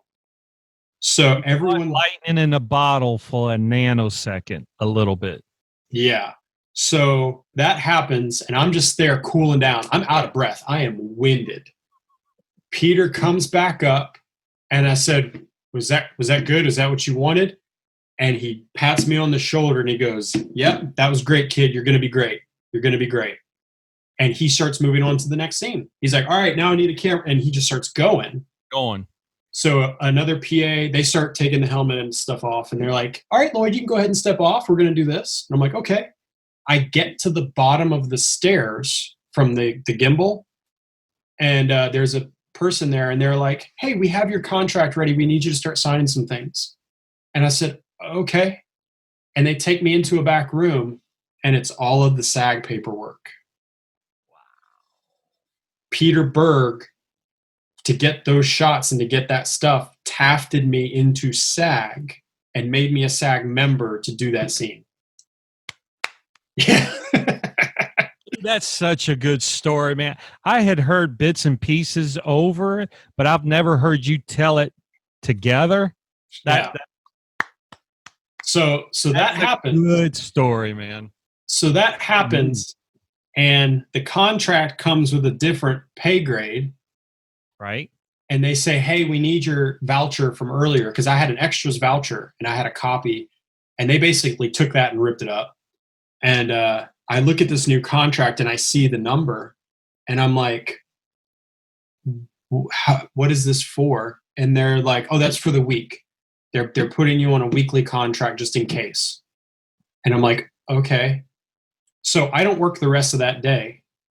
I come back the next day and they say, hey, Lloyd, we're going to have you in the scene. Like, you're going to be in the background and stuff. And I said, okay, great. So, we make sure the hair is right, because it was a military cut. So they'd have to take it down every day, going through the motions. I start to walk to set and I'm like, okay, the party's over, right? This is awesome. A PA comes up to me with sides, which is basically just a miniature version of the script of just what they're shooting that day. Okay. And the PA's like, hey, are you Pitts? And I said, yes, I am. And they're like, okay. And they flip through the sides and they're like, you're Gunner now. Here you go. And they hand me the sides. because of what I did on the day he tafted me, they named me JPJ Gunner, and I had lines for the rest of the week. Oh. So I'm in other scenes with other dialogue due to that. This moment, do you feel like you made it, or you're so caught up in the moment you don't even realize how important it is? You know, the phrase, the you made it phrase, right. I don't know how other people think about it, but as we talk about my career and stuff that this has led to, I've never had that feeling. Right. I've never had that I made it moment. Even if I had the peak of a job, you know, I had the number one job that I've ever wanted in my life. When I was standing in that outfit, I'm thinking, I have to earn this today. I have to do good. I have to represent. I have to not screw this up. Right. You know, I have to show people that they put the right guy in the spot. You know what I mean? I've never had the I made it feeling. I know, but in that timeline of the story, you went from the extras tent. Yeah. That's what I'm saying. Like, in a moment, within a 24-hour period, you signed a contract, one of your first, which led you to the SAG, which was a goal at that time, or it was still in question? It was a new goal because I didn't realize, to me, it was just a step in the ladder. You know, to me, when I said, hey, I want to be a stunt guy, and they said, are you SAG? And I said, no. And they're like, oh, well, we look at SAG people. I'm like, well, then I got to be SAG. You know, yeah. I didn't care what it was. I didn't care it was a union. I didn't even know the ins and outs of what it was going to be like to be in SAG. I just knew that for them to listen to me, I needed to be it. So I'm going to get it. You needed that card. Having never thought that that's how it would happen, you know, or expect it. And even in those moments, even after I signed the paperwork, I kept feeling like I'm a fraud. Like, right? Because like, you didn't have nothing to back it up, technically. Yeah. I was waiting to wake up one morning and then be like, you're not an actor. Get out of here. Hey, I'm Pitts. I'm here to get my SAG card. Like with the mic. Right. Hold on one second. Yeah. Okay. Yeah, here you go. Dude, that's why even looking back at that sound guy, I'm like, dude, I don't blame you, man. Right. Question it. So how long you worked on Battleship altogether? I was only supposed to be on Battleship for a week as an extra. That happened towards the end of the week, and then I stayed on for an additional 2 weeks. So as a SAG actor. So 1 as an extra, 2 weeks as a SAG actor as gunner on their contract. Yeah. You had to feel good when you got off that set. I did, and I had no idea what to do. I knew I finally had a good paycheck coming, and I had no idea. I'm like, I didn't know how much being SAG would help or not help, you know? I'm like, does this mean that I get considered more? Do I need an agent? You know, like. So what was your time in the, how long you been doing extra? This is a year or two, a year, 6 months-ish? Yeah, definitely over a year, but I don't remember how much into that Battleship happened. Okay. Yeah. So now you're SAG. Yep. What are we doing next? Not working again for a year. At all? Or just going for other jobs, applying for every actor spot. I had found an agent who was willing to represent me, but they didn't do anything. They said, yeah, we'll represent you. You know, you need new headshots. Headshots are going to be $400. You know, that kind of crap. Right. So I got an agent that didn't really put me in the door anywhere. I was back and forth, still living in the hometown.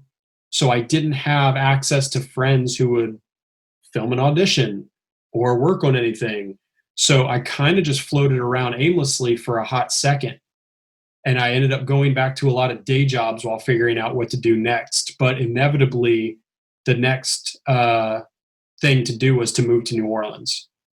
So, but you got the SAG, and you kind of put a lot of trust in the agent.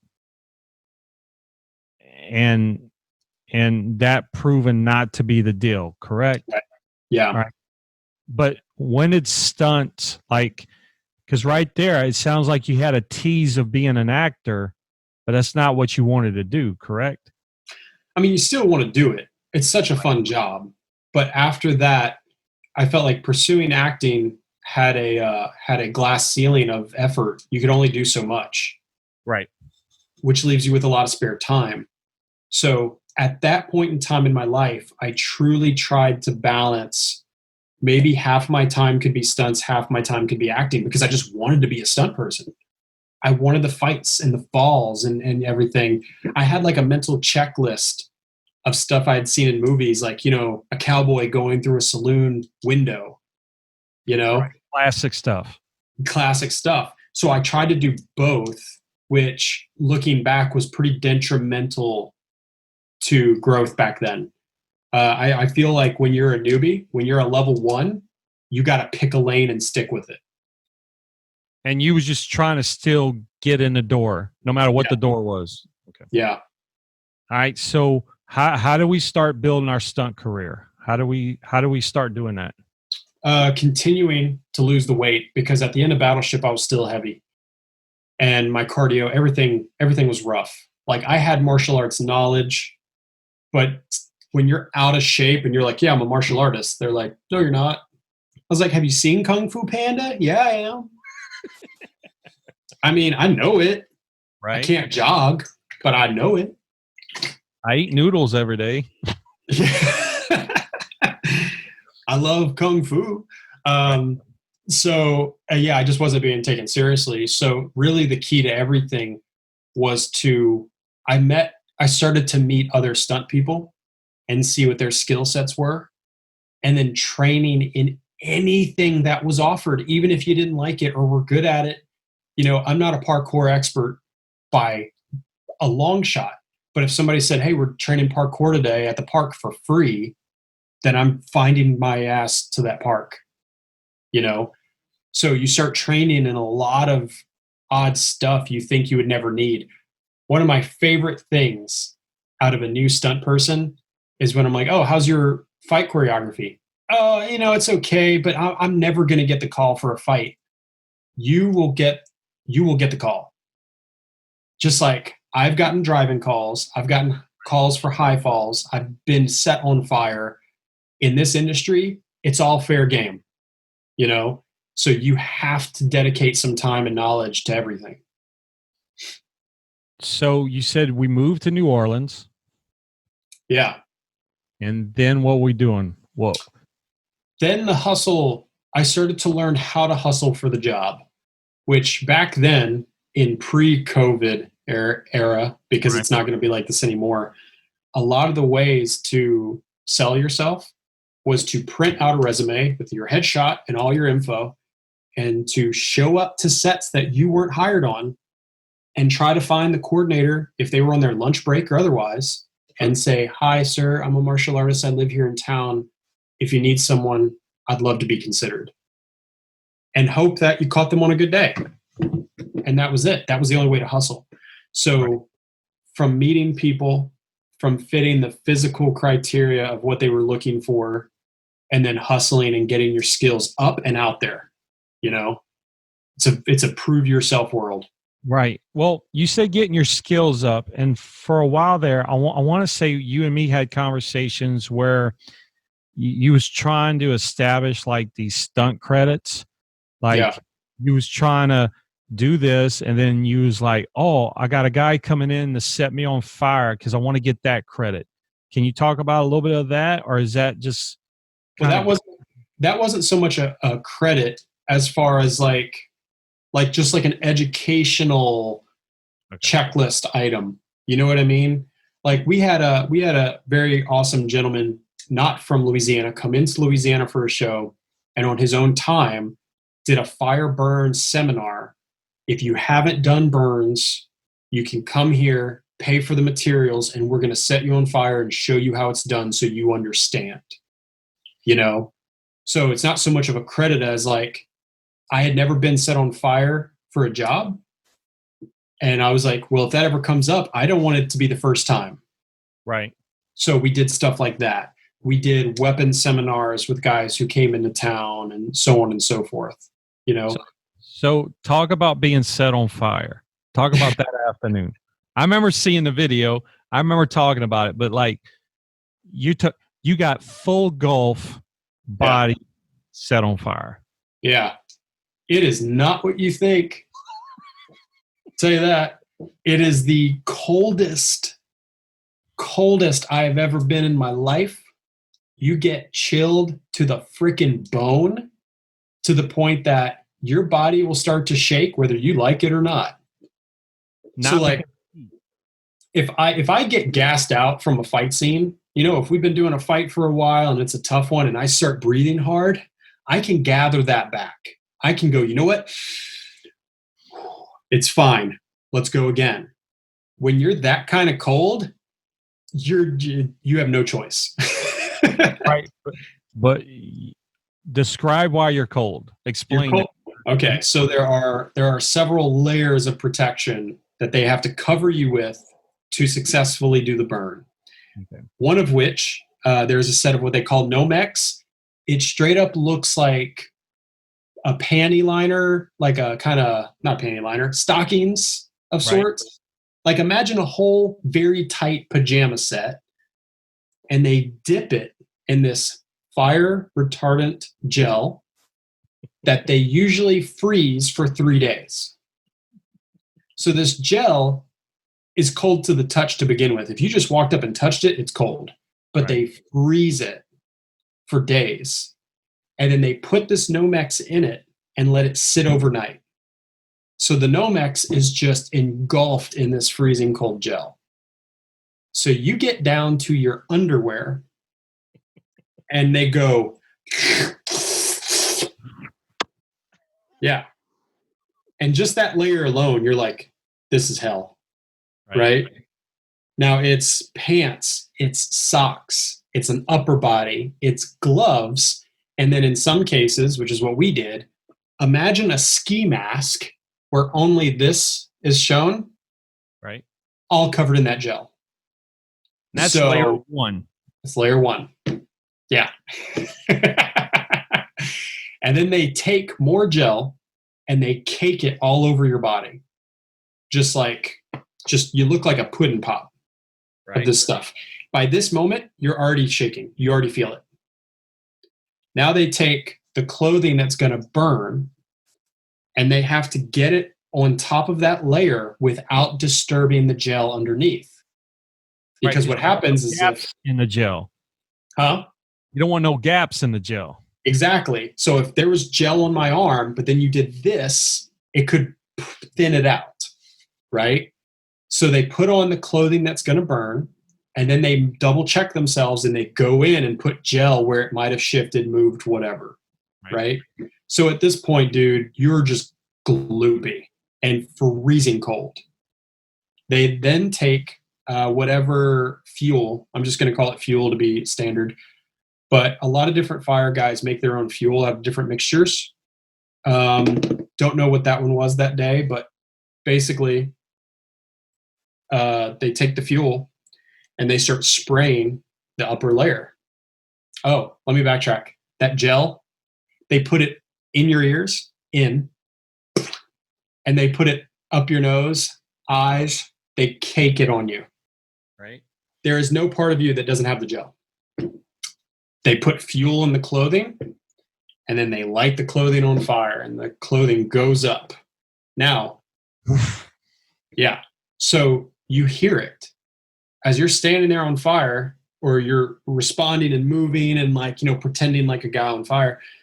You sound like a barbecue or a campfire in your own head. The cracklings in your ears. Yeah. You feel no heat. None. The only time I felt heat is because your face only has the gel and not the layers of clothing. I feel it come around a little bit. Yeah, you feel it. But what can happen is that depending on wind movement and depending on how you're thrashing, you can whip that fire into your own face.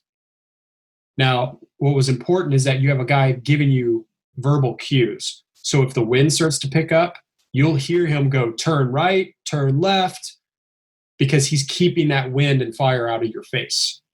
Gotcha. And then the goal is that they either call it themselves, like maybe they need 10 seconds of a burn for camera, okay. Or if you ever feel any warmth, not heat, not blistering anything, just like, dude, I mean like just a little bit of sunlight anywhere, you drop, which is what happened with my burn.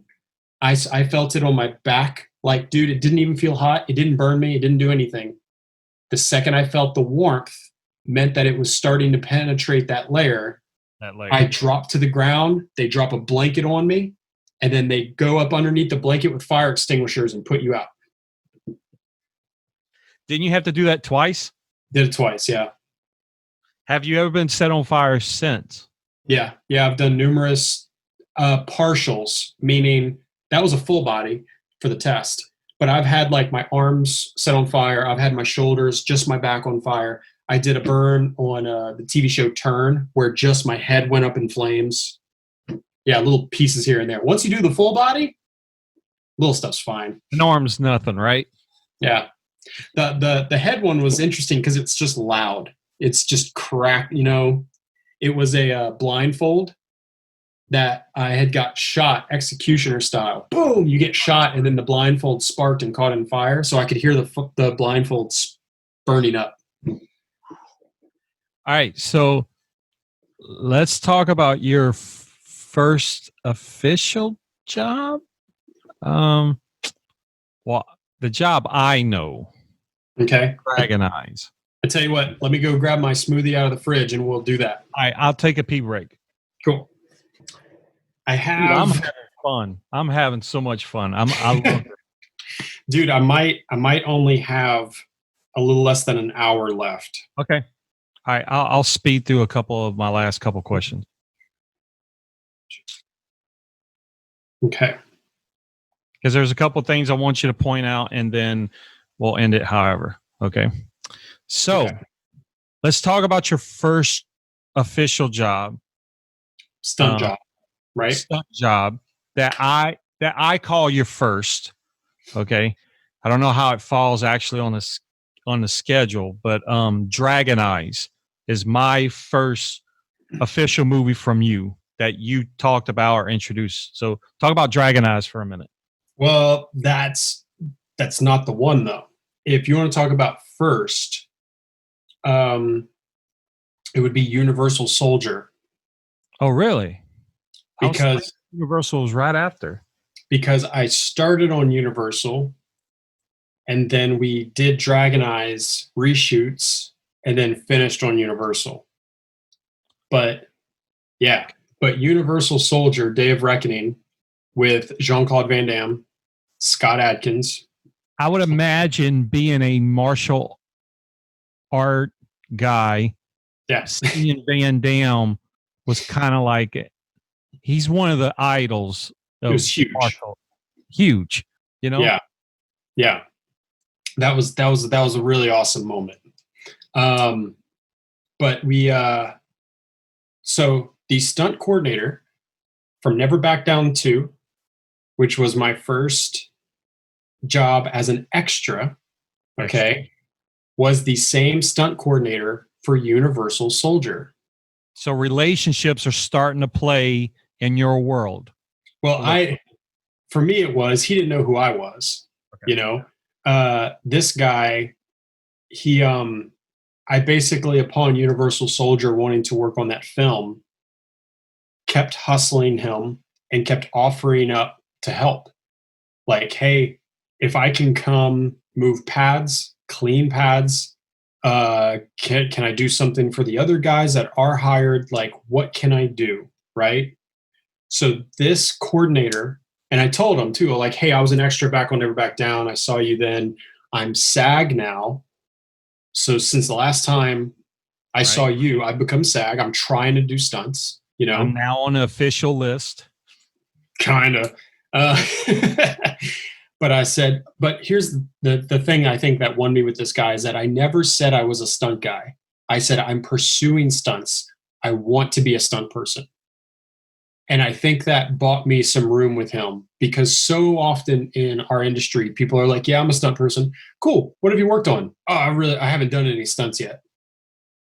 Well, then you're not, you Right. know? You So didn't sell yourself. You sold, I want to be here. yeah. Yeah. So I professionally pestered this guy over and Harass. over. And he eventually bit and said, all right, look, listen, dude, this weekend we're shooting a previs. Okay. Be here at such and such time. And you can help us move pads and pass out guns. Great. That's fine. Just let me come watch. Let me do something. So I did. I got there. I was early. I was earlier than anyone else. As stunt people started to show up, they were like, who are you? Because they beat him there, right? Right. And then he gets there and he says, hey. And when he sees me, he kind of like gives me like a look like, you actually came, you know? All right, cool. Just move the pads. Like you proved yourself in that little moment. Yeah. So I did exactly what I said I was going to do, dude. We moved porta pits in, which is the really huge fall pads, the 8-inchers, all the stunt crash pads from the trailer into the set. I went got water for everybody. I went got all of the guns, and dude, literally, I'd be standing there. I'm gonna use this knife. I'd be standing there with a gun, and they'd be like, "Hey, this such and such is gonna run into the room." I'd be like, "Here you go, here you go." Like, no stunt guy that day ever had to reach for anything. You know what I mean? So they finished the previs and the rehearsal, and I asked them, on the days that y'all shoot this, can I come and do the same thing? Can I come move the pads? Can I come hand out guns? And he's like, you can move pads, because on the day they're using guns from props in the armor. Yeah, right. You know, so he's like, you can move pads, you can hang out, stay out of trouble. Yes, sir. I think they Don't shot. give me a reason to fire you. Now I'm not hired. This is all free. You know, But still kick you out. right, right. You don't want to be the guy that someone in production goes, "Who's that? Why is he here?" Right, You know, right. you don't want to be that guy. So I think they shot that scene for about a week, if I remember correctly, or maybe 4 days. So I'm there every day, and I'm talking to the stunt guys, and I'm earning a little bit of like points. You know, they're like, "Oh, you're here for free. You're not working." And I'm like, "Yep. What do you need? What do you need? What do you need?" Dude, every day that week was the same. I'd show up, I'd watch, and then I would shadow the coordinator over and over as best I could, because I wanted to see through like his eyes to learn. Right. But if he went to talk to the director, I'd leave it alone, you know? And then what started happening is that, let's say they had 10 stunt people, but Scott Adkins needs to kill 30. So they'd go bang, bang, bang, go cut your beard off and put a hat on. Bang, bang, bang. Hey, we need to wig this guy now, you know? So everybody started doubling up, doubling up. Right. Well, they literally got to a point, and I never said a word. They got to a point where the director's like, dude, we've seen all your guys too many times, right? And Larnell's like, shout out to Larnell Stovall. Thank you. He's like looking around, and he's like contemplating like, oh, we burnt you, we burnt you, we burnt you. And he looks at me, and we have all the stunt guys around, and he goes, everybody congratulate Lloyd Pitts on his first stunt job. So I think I got a contract. I was already SAG, so they didn't have to taft me. How many days on set was you for free before that contract? You've been doing it for about a week? Yeah, give or take. Right. Something like that. I'm just showing the hustle of trying to get to your goal and it paying off. Yeah. Give or take. I kind of can't remember. But then I ended up being on contract for 2 days from it. So I got 2 days of work from it. And And Lardell was happy. And dude, every single time I hit the ground, I'd run into the room, get shot, hit the ground. Hey, is that all right? Was that good? Right. And I think he was the first person to tell me to be like, dude, if I'm not complaining, if I'm not chewing you out, you okay? Like, you're doing fine. You know, get up and do it again. Get up and do it again. And my job those days were just to run into a room, get shot, fall on the ground, shut up. Change your outfit, do it again. Mm-hmm. So I always credit my very first actual stunt job to Larnell on Universal. Now, you brought up Dragon Eyes. Dragon Eyes, also a Van Damme movie. Same director as as Universal Soldier. Right. So while we were on set of Universal, I get to meet and speak with John Himes, which is the director. And we're having a good conversation one day. And it was right place at the right time. That's all it was. He goes, Lloyd, can you act? Are you good at dialogue? And I said, yes, sir. That's actually how I got started. I'm SAG because I got to act in Battleship. And he goes, anybody ever tell you look a little bit like Van Damme? I said, no, I get like Jim Carrey a lot. You know, I never heard that. He goes, all right. And then he walks away. Later that day, he goes, Lloyd, are you free this weekend? Now, in my head, I'm thinking people just while they're in town, they get together for dinner and stuff. And I'm like, oh, I've been having really good rapport with this guy. That would be really cool, you know? And I'm like, yeah, I sure am. He goes, okay, great. So look, I need to cast Van Damme's son in a movie. How would you feel about doing that? I'm sorry, what? I thought we were going out for tacos. What? Yeah, I can do that. That's fine. So he walked me over to JC and said, hey, what do you think of our buddy Lloyd here playing your son? And Jean-Claude looks at me and he goes, yeah, I could see that. He looks like my son. And I was in. Right place at the right time, dude. They had a story. Huh? Peter's story. Another right place, right time. Just yeah. They thought I had a good look for it, and then we tested later on that day. I went into a room with John, and we talked over the scene and stuff. And I was like, 100%, let's do it.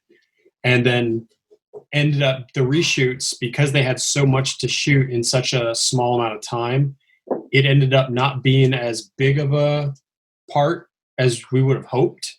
Right. But it was awesome nonetheless. All right. So explain what the job was. The job was, this spoiler alert, if you haven't went back and watched Dragon Eyes from 2012.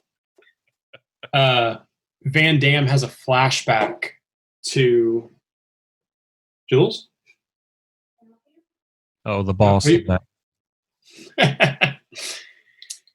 Van Damme has a flashback to a illegal job gone wrong, per se.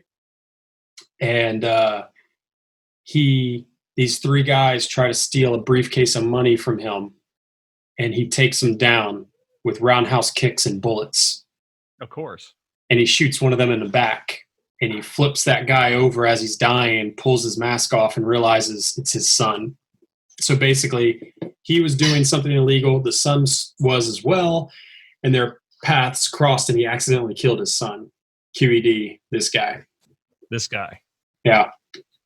So you got shot by Van Damme, quote unquote. I did, right in the back. Right in the back. What? And that would be your first gunshot stunt? Oh no, that prior week I was getting shot on Universal Soldier. Okay, that's true. Okay. Yeah. All right, so we're going to fast forward for a minute, and there's a reason why I'm bringing up this movie, Terminator. Yeah. Terminator for a minute. Yeah. How did you land it? I know why that movie kind of sticks out a little bit, but just talk about it for a minute. So back to the hustle of all these jobs, me and a couple other guys were going around New Orleans, and passing out resumes one night. And we'd find out where everything was shooting, and we would just make a lap. Hey, here's my resume. Here's my resume. Here's my resume. So we find out where Terminator's shooting, and we go to hustle.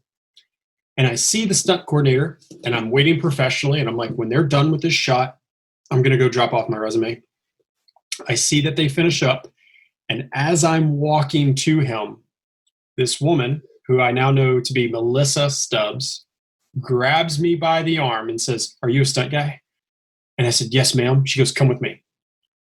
And she pulls me off to the side, and she goes, "Hey, look, no offense to you. We had something happened on set. They don't like visitors. They don't like people hustling if you're not invited." And I was like, "Oh God, okay, thank you." Like, yeah, I could have walked up to these guys and they'd been like, "Security," you know what I mean?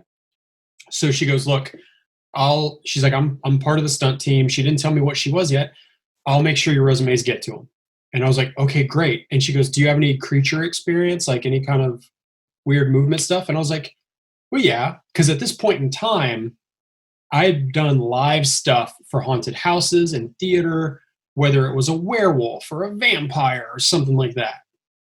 Now, in my head, she says creature. I'm like, Terminator? Yeah, okay. Yeah, yes, I do. So I hand off my resume and go home. A week later, I think she texted me and a group of people and said, "Hey guys, I need you to meet at this location at this time. Don't bring your pads, but don't bring more resumes." You got it. So I was like, I have no idea what's going on. We get there, and it is a secret audition per se for Terminators, for motion capture Terminators. We had to walk like them, move like them, spin like them. They wanted to see how robotic we could get. And I remember there was me and like two other guys who got it pretty fast, but there was like 20 people there. So I'm like, and it's guys that have been working for years longer than me. I'm like, how can you not be a robot? You would think you would lose that right off the bat fast. Yeah, I saw other people there and I'm like, oh, these guys got so much more experience than me. I'm toast. Weird skill at the right time. So they booked us, and there ended up being 4 of us as the motion capture Terminators for the film. And because of weather and schedule changes, I was supposed to work that show for a couple of days, and I worked weeks. Like, I worked a good chunk of that movie, taking bullet hits, firing at other actors, falling off platforms. There was some really rad explosions. You want to talk about stunt drivers? Dude, we had some amazing stunt drivers on there flipping trucks. That is the movie that paid for my LASIK surgery. Yeah. Right. So you talk about special skills. What was it that was in your past that assisted with this particular job? Dude, 100 people can think I'm so weird for this. No, I think it's awesome, because I think this proves, like you were just saying, you don't need 20 years in a business. If you're good at a particular deal, you can stand out fast. So me playing a T-800 Terminator came out of 2 things. Marching band, which was taking the steps, because there was a certain roll walk that they have, a certain cadence that guys couldn't get. Right. And I understood the timing of how to walk, how to stop, turn, and go. Which is everything they teach in high school band. And then the other contributing factor was just simply growing up and watching Jim Carrey on In Living Color and watch him play everything from Fire Marshal Bill to a robot to a woman to that like instructor character. Fire Marshal Bill. Huh? Fire Marshal Bill. Yeah. Getting super rigid and locked and like learning how to copy people, how to mimic characters. You know, my greatest strength in this business is I can watch a show, look at any character, and I can pull their characteristics out in movement or sound, one or the other or both. Yeah. If you can mimic, if you can become a copycat, you can work. So part of stunts also too, there is a issue of acting involved in stunts. You're just not falling through a window. You got to portray and mimic other characters or other actors. Yeah. So, and I think sometimes some people think of stunts and you're like, oh, well, you got shot. But if you're imitating an actor and he always goes left, you can't go up there and just go right because that's you. You got to mimic him. Yeah. When you're a stunt double like that, you have to watch your actor in all of their takes. You can't just sit in the background and go get a snack. Like, you have to be active. Which from a stunt perspective is a huge win. Sometimes you can't let your actor see it. Right. I was doubling an actor years ago, not going to say who had a very weird walk. He had a weird straying way of like moving, right? Swagger. He has a swagger. Right. And they released him one day for work and said, all right, you're wrapped. Thank you. He goes to leave. And then they go, oh crap. He's in this other scene, but it's only from behind, but he walks in with these guys. So I was his double. And they said, Lloyd, we just need you to walk into the scene and stand there and just make sure you keep your head off camera. And I was like, yeah, no problem. I had watched him for weeks. I had it, you know. Now, prior to this moment, my coordinator had complimented me multiple times, going, dude, every time you get on for him, like, you're matching him really well. Like, good job, you know? And I was like, thanks. That day, I walked into the scene like this actor. And I walked in exactly how I saw him do it, and I stood the way I saw him stand. They say cut. I go back to Video Village with the director and everything to see if they're happy with stuff. Right. He's there. The actor is there. And he goes, good job, man. And I was like, oh, thank you. He goes, hey, let me ask you something. Do I look like that?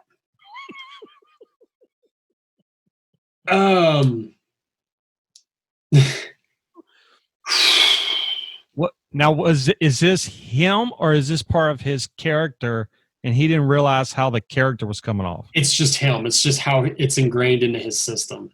Right. He walked like that at base camp and at lunch. You know what I mean? Like, this was nothing new. So I was like, oh man, I was like, I'm probably like way over exaggerating it. You know, I'm probably making it so much bigger than it is. And he goes, okay, all right. And he walks away, and I could just tell that it stung a little bit. Uh-oh. And my coordinator walks up and goes, you look just freaking like him, dude. Screw it. Like, you're fine. All right. So I'm looking at your resume. Before we get into the big dogs. The big dogs. All right. So I see The Gifted. I see Black Lightning, MacGyver, Turn, The Sun, 24, Roots, The Badlands. What's been your favorite show to work on? Cool. Or what sticks out, or what was like, man, I was able to do everything, or like, which one sticks out to you out of all those shows? It was Turn, 100%. Turn was just such bottom to top, man. The second you asked this question, hip fired. I was like, it's going to be Turn. On Turn, I had the best boss and mentor I could have ever asked for out of the business. A gentleman called Buddy Joe Hooker, who was just a class act. He was professional, he was safe, and he was freaking hilarious. I learned a lot from him in how to treat your team. Stunts can get very, I use the word wolf pack mentality a lot, but it gets a little cliquey. It gets a little prideful. You know, we're doing a lot of impossible stuff. You know, we're we have some of the toughest guys you'll ever meet in life. So there are people who beat their chest a little bit. And if one guy can take a big hit, he expects all of his people to take that hit. Right. Buddy Joe wasn't like that. There's times that I'd go to do a fall for him, and he'd say, "Hey, you got a back pad on?" "No, sir, I don't need it." And he goes, "I don't care if you need it. Go put a back pad on." He goes, "If we don't see it, pad it up." He just had such a simple, safe way about doing everything and making sure that his guys came back to work day by day by day. Right. I also learned a lot from him about communicating with production, playing not just the performer side, but the manager side, how to talk to all the departments, how to have those tough conversations. By the end of that show, proudly, I was assisting him. I was helping hiring people and making sure everything was correct, whether it be for travel, checks, gear, I also met one of my best friends of not just the business, but my life, Jason Gupton, on that show, who, even though that show has been down for a couple years now, me and him still talk almost all the time. I was able to pay a lot of debt back. And I don't mean financially. There's a lot of people who helped me come up, that said, "Hey, we have a group of 20 dudes. I put your name in," when I was like, "Oh, thank you. I need a job. I need a job." And in turn, when Buddy Joe would trust me to hire people, I was able to call these guys up and say, "Dude, thank you so much for having my back in the past. Can you come work for us?" And pay back those debts. Building those relationships throughout the years. I mean, that's and you don't get to hit everybody per job. You still get stuck by limitations. There's times that they said, "Hey, we only want guys over 6 foot in this scene," and I'm like, "Well, all my short buddies, sorry." But we had a wide range of stunts on that show too. We had fire burns on that show. We had a stair fall on that show. We had people that were getting hung. It's a period piece, and we had a lot of rigging. You have shared a lot with me. The guns, the being lit on fire, the falling, I'm all fine with. The hanging, is something that I can't look at. I'm like, I don't know what it was. It just, for me, it hit different. Like, you take a gunshot between the eyes, I'm like, oh, good stuff. Yeah. That hanging scene, that was a rough day, man. People look at stunts and they see the big stuff. They see the big guy coming off the building. Right. They see the big crashes and they're like, "That's the huge stuff. How did you survive?" Sometimes it's the little crap that gets you. Me getting hung on that show gave me a pretty bad injury that I didn't know about. We, for anybody who hasn't seen the show, I'm playing a character who has a bag over his head. His hands are tied. I'm standing on the back of a carriage. And in the story, they kind of whip the horses. They pull the carriage away, and I go, boom, and I drop on the line and continue to choke. Now, while I'm choking, 2 guys who want to show me mercy come up and grab my legs, lift, and jerk down to break the neck. It was a way of mercy. So instead of me just sitting there suffering for minutes. Oh, okay. Okay. I thought you were going somewhere else with the mercy. I wasn't. They were assisting in the death. Yeah. To try to make it faster so that you're just not up there for 20 minutes choking to death. So everything about that job was safe. We did everything we could. I had a vest on underneath. We had it rigged correctly. But what we didn't anticipate is that every time I went from neutral, the carriage would take away. Every time I dropped, the rigging and my harness would cinch my shoulder a little tighter, a little tighter, a little tighter. And then the 2 guys would come grab my legs and yank, which would cinch it tighter. Now, when we got done with that scene, which we did, if I remember correctly, I did that drop like 14 times. It was a lot. That's a long day. I mean, in that kind of particular stunt. Yeah, especially because for anyone who hasn't worn those harnesses, you have to cinch those harnesses so tight that you can't move. It's the tightest thing you'll ever put on. It's a corset for your whole body. So at the end of the day, I had a lot of pain on the shoulder that the rigging was centered over. And this collarbone and this shoulder and these ribs were just killing me. And I was like, it'll go away, because it just felt like pressure, right? And I think we had like another couple days of work or something, and I just muscled through it, dude. I kept taking like ibuprofen and just dealt with it.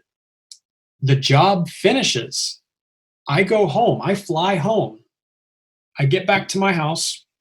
I'm super exhausted. I'm dead. I end up, just like sleeping for a whole day because the job would just wore me out. And then the next day, I go to train and I grab a weight. And I remember it was only 20 pounds because I was going to warm up. So I was just kind of, moving around. And I do this with a 20-pound weight, and this shoulder and this arm fails out. Doesn't hurt.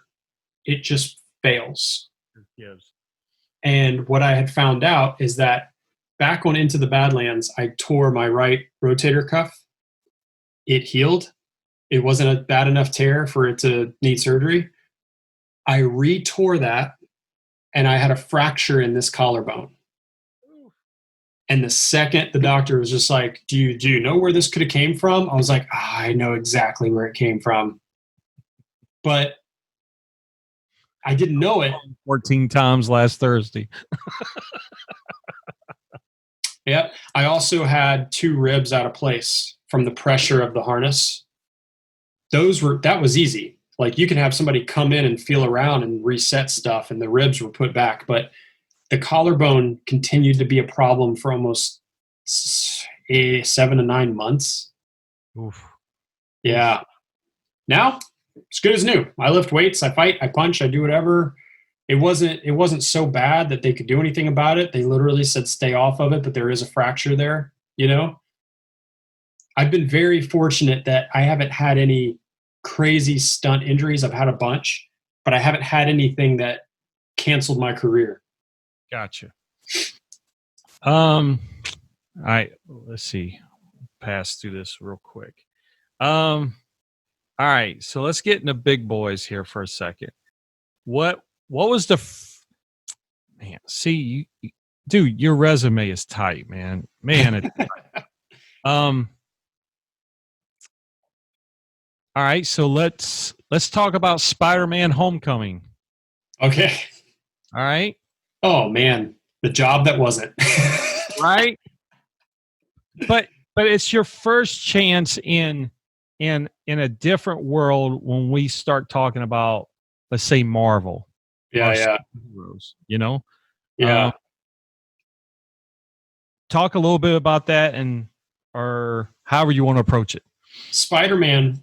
I applied for the job just like everybody else. I got a call to play a soldier, more of like a security guard, like a Stark security guard. Mm-hmm. I was over the moon. That was going to be my first Marvel film, which was the goal from day one of this. From 240-pound Lloyd stepping on as an extra to never back down, I wanted to be on a Marvel movie. That was one of the biggest, best goals ever. I get the call for Spider-Man. I grew up with Spider-Man and Peter Parker. Couldn't have been a better fit. I'm like, that's the movie for me to break into Marvel with. So I get there, I get suited up. We step onto a set that you have never seen. Right. Inside of the cargo container that the Vulture broke into. Now, anyone who has seen that movie is like, there's no guards on that. Yeah, I know. We'll get to that. So me and a dozen other guys dressed as guards walk out this whole scene where we're on that ship.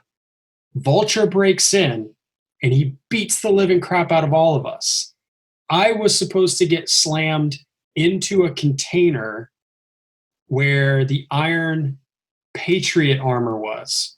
And I can see it. It's clear. And I'm like, I'm like looking at multiple suits of Iron Man armor for the first time in real life, you know, over the moon.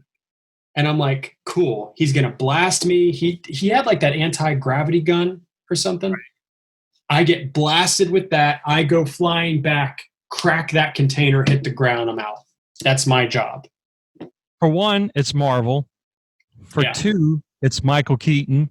Michael Keaton. Right? He was there. He was cool. He's cool. Taller than I expected. Right. So I'm having the time of my life. I'm like, this is amazing. So they basically say, okay, that's the scene. You rehearsed it. We're good with it. You go back to your trailer and wait, and we'll call you when we film it. Okay.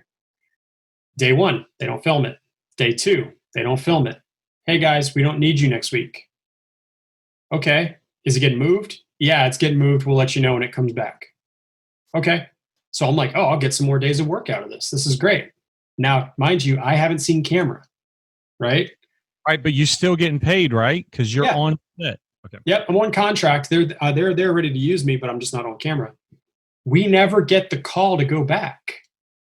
The movie comes out, and at the very start of the movie, they show that container that I was in, and then I think it's what's his name? Happy, right? Oh, he's like, hey, isn't that cool? We have a completely robot-driven plane and doesn't even need real people to be on it. And I went, no, it sure doesn't, because they never filmed us on it. Well, do you think that was something they just wanted the villain to, you know, break into something? And, you know, you always run into the mall cops and whatnot, and then they realized they kind of wrote themselves in the corner? Maybe. I think it was a good call. I like the story that they told.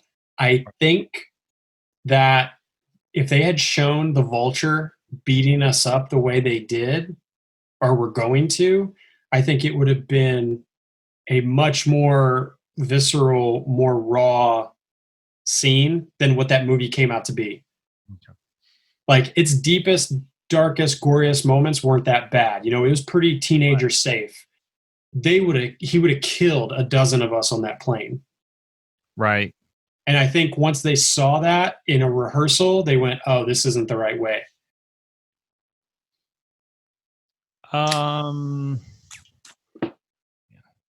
Okay. Zombieland. Oh man, what a good one.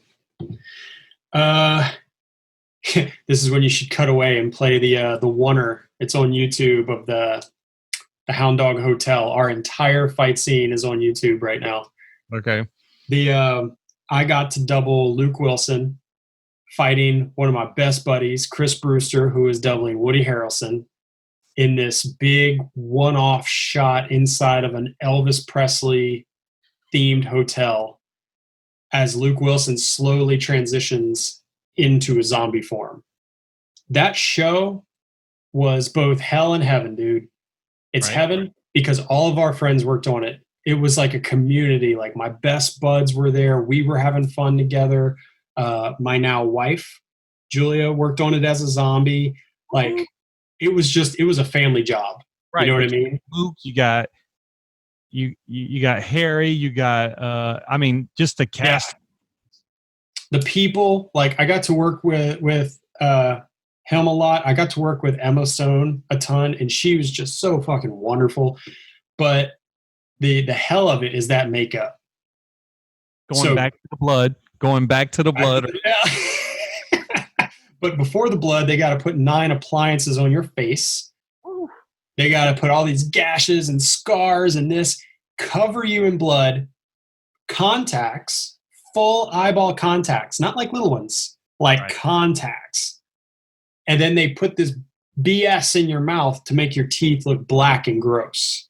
Oh. So doing that every day for 12-hour days, it wears on you, dude. It is mentally exhausting to be covered in that stuff. Yeah. And then if you go back and watch the zombies, we're highly animated. It takes a lot of physical stamina to play that kind of thing all day long. You're twisting and you're getting weird, making all these sounds. and you're doing this for take after take after take after take, then you get a lunch break, and then you do it for 6 more hours. So it looks like a cushier job than it actually is. It wore us out. Right, but it's kind of like a dream job, right? I mean, Oh yeah, literally playing the best.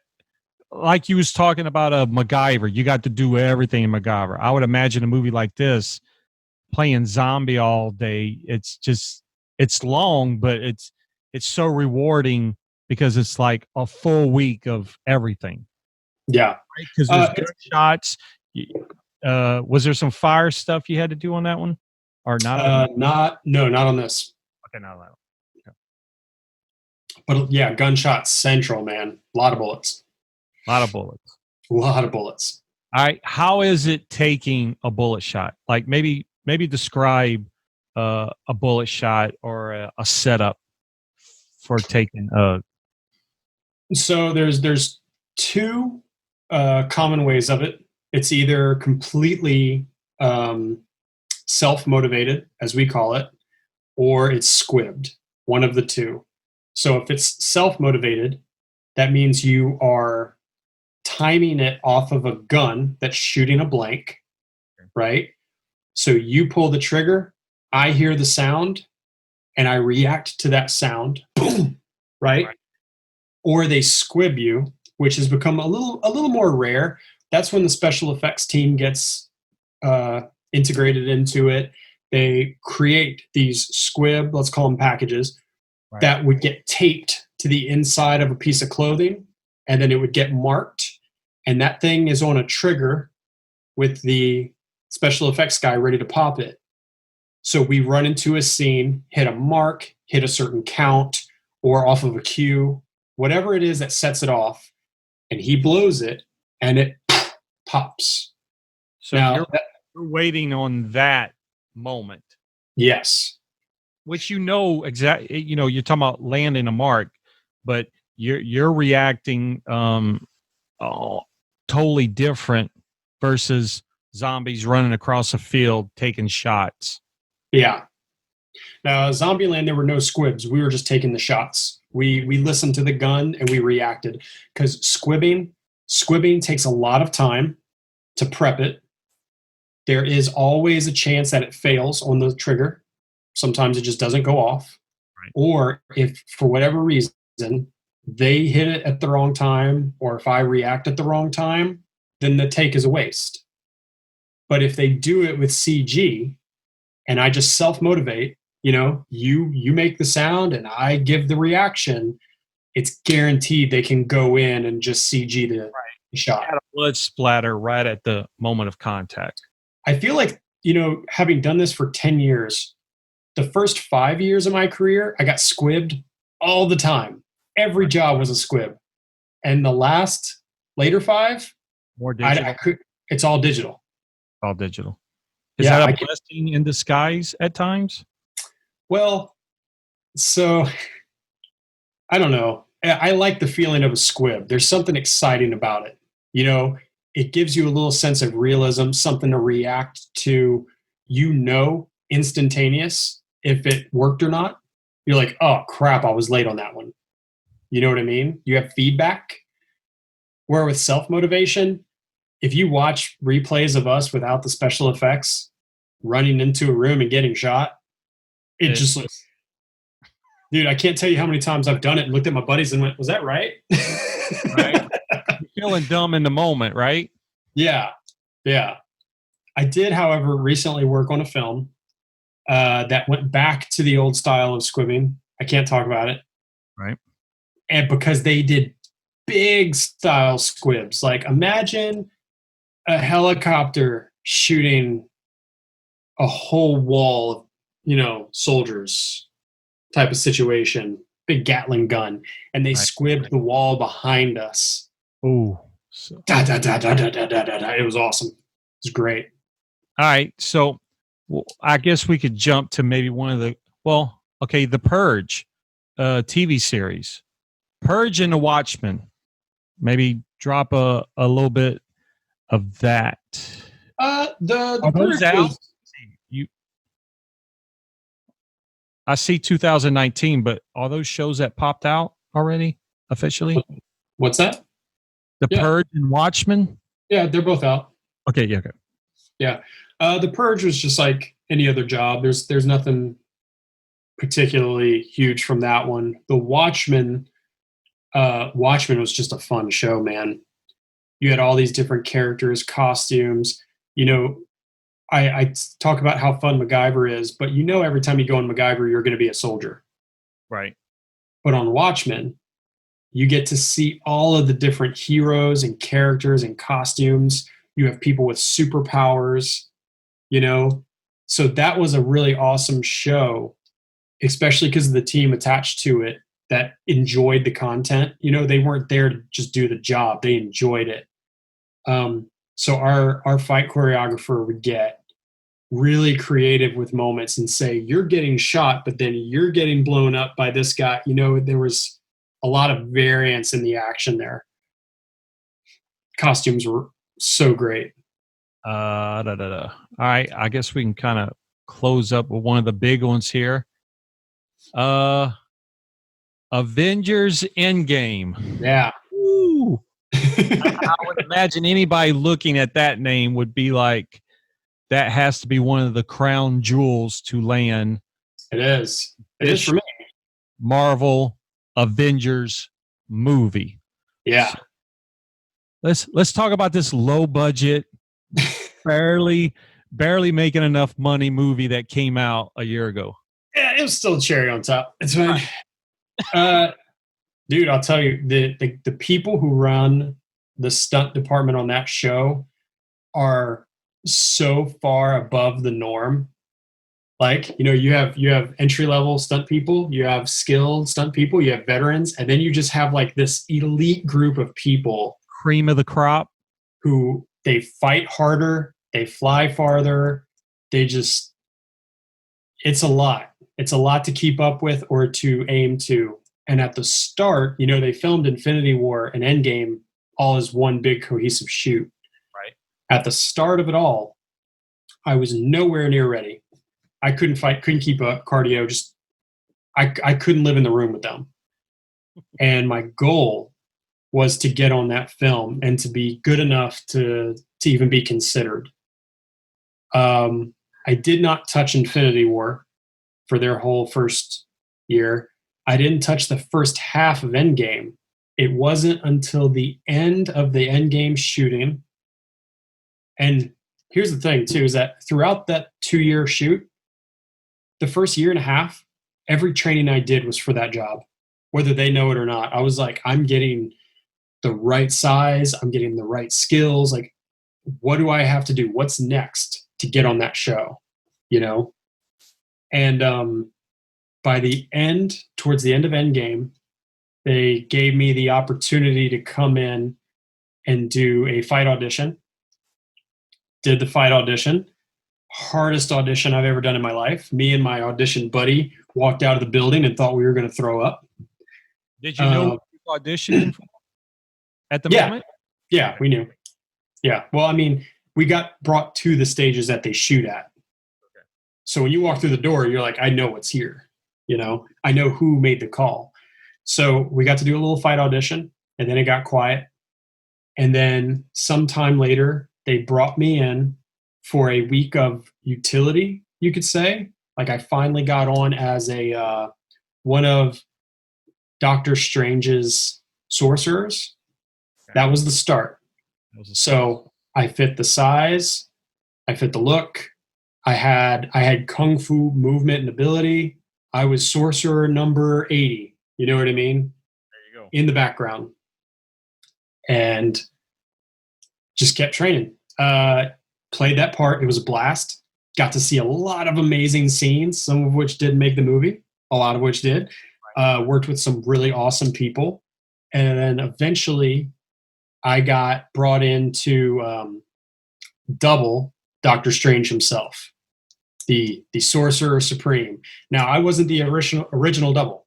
The first double for him was a guy named Martin, who is just, again, one of those like top cream of the crop. Like, you aspire to be that guy. He was the double. So when he couldn't do it because they took a hiatus. He went to another show. Gotcha. They come back. They realize they need more stuff with a Doctor Strange double. I was given the opportunity to go fill in. So it was insane. I could talk to you for 3 hours just about that alone. And maybe we'll do a separate podcast or video just for that. Yeah. So you talking about the cream of the crop, all right? Obviously, that stage is completely different than any other production you was ever on. Yeah, for sure. Yeah, it was different. See, so here's the thing. People have a lot of specialties in the business. They say, I'm a driver, or I'm a rigger. You know what I mean? Or I'm a martial artist, I'm a fighter. Right. When I got into the business, I knew that I had a little edge with martial arts, having the mental library of Kung Fu that I did. Right. So that's what I pushed. I said, I'm going to be a fight guy. And I tried to get better at fighting, and still do. I'm still learning new techniques and new ways of shooting fight scenes and whatnot every day. But there are certain people that have been able to become proficient in a multitude of things. So you take a guy like Martin, he can fight, he can flip. I'm not a big flipper. I'm not very gymnastics based. And he can rig. You know what I mean? Right. Those guys have better odds and better chances, rightfully so, to get those spots first. So within this business, you can't be a one-trick pony. You can't say, I'm going to be a driver and that's it. Well, then you're not going to work much. I've taken on more and more information with rigging and driving, shooting previs, editing previs. Any other aspect of the business will put you in the driver's seat first, And Martin is kind of like that guy to me. I look at him and I'm like, oh man, he spans all of these things, right? So I've got a ways to go. Right. The work you did for Doctor Strange, for the little bit I know, it was a lot of wire work too, right? You was doing a lot of stuff on wires and whatnot. Yep.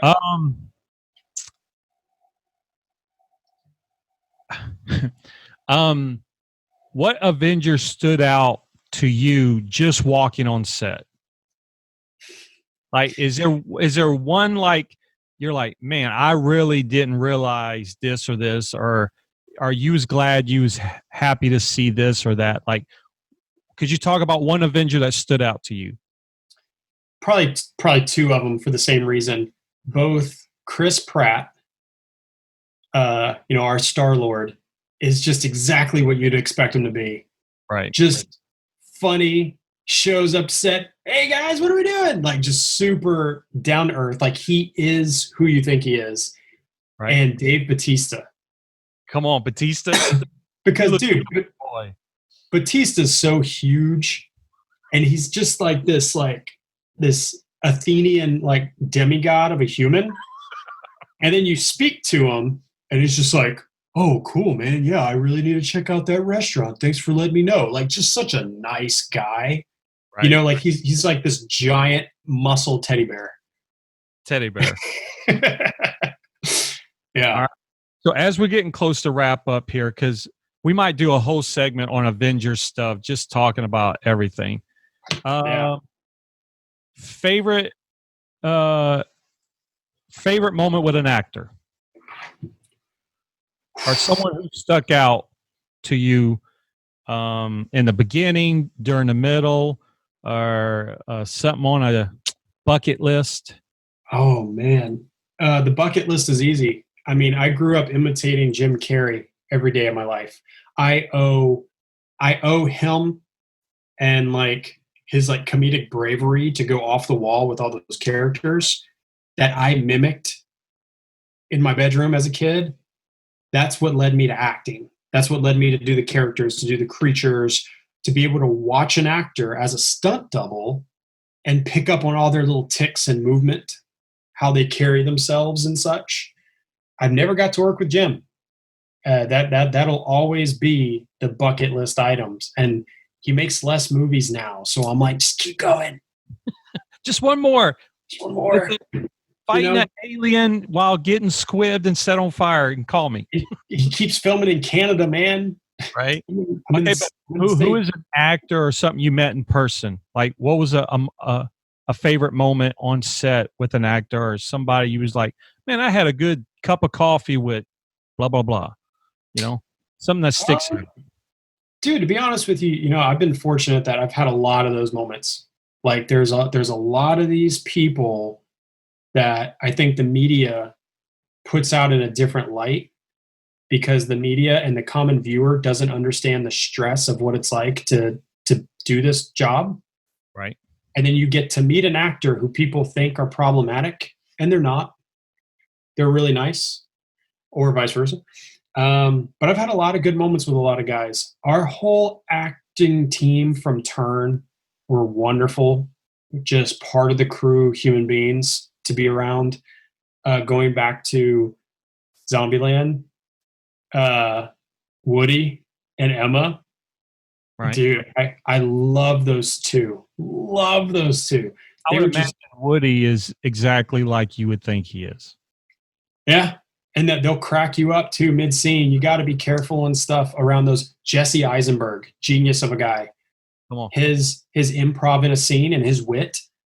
There were times that I had just a few moments to have like a conversation with him while on set, and he's so incredibly smart and fast, Right. And He's a guy in tune with his craft, you would yeah. say. Well, he comes off to me as he's always analyzing. Okay. So if he asks you a question, if he said, "Hey, what school did you go to?" He only needs the name. He's already done the rest of the guesswork. So I don't need to say, "Oh, I went to HL." It's in between Homa and Thibodeau, and you don't need to do that. He already knows. He's like, "Oh yeah, south of New Orleans. Yeah, I know." Like he has the info.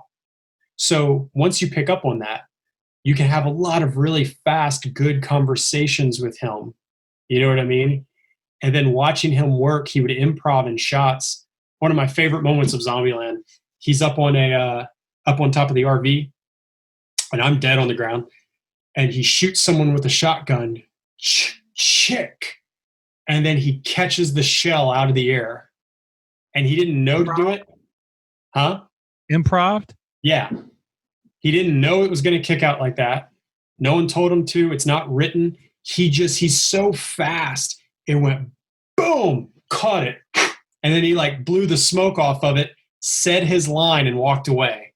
I was like, that's the most Clint Eastwood badass shit I've ever seen in my life. Like all these actors that want to be like fight actors and badasses, Jesse Eisenberg just caught a shotgun shell out of the air. Y'all can all take a seat. Right. And I'm pretty confident there's no training course on that either. Yeah, no. I need to go back and watch that movie and see if that better have made the cut, man. Better. Let's see. Man, we could talk all day about this, man. I'm trying to keep it simple. Yeah, but I got to get going. Okay. 5 o'clock for me. You got like 2 minutes here? We good? 2 minutes. 2 minutes. All right. Let's just play fast questions real quick. Sound that you love to hear. What's a sound you love to hear? My dog snoring. Snoring dog. Sound that you do not like to hear. My dog farting. Right? That's a giver. That's a yin and yang right there. Yeah. Okay. Favorite video game. Favorite video game. You're on an island and you only got one game to play for the rest of your life.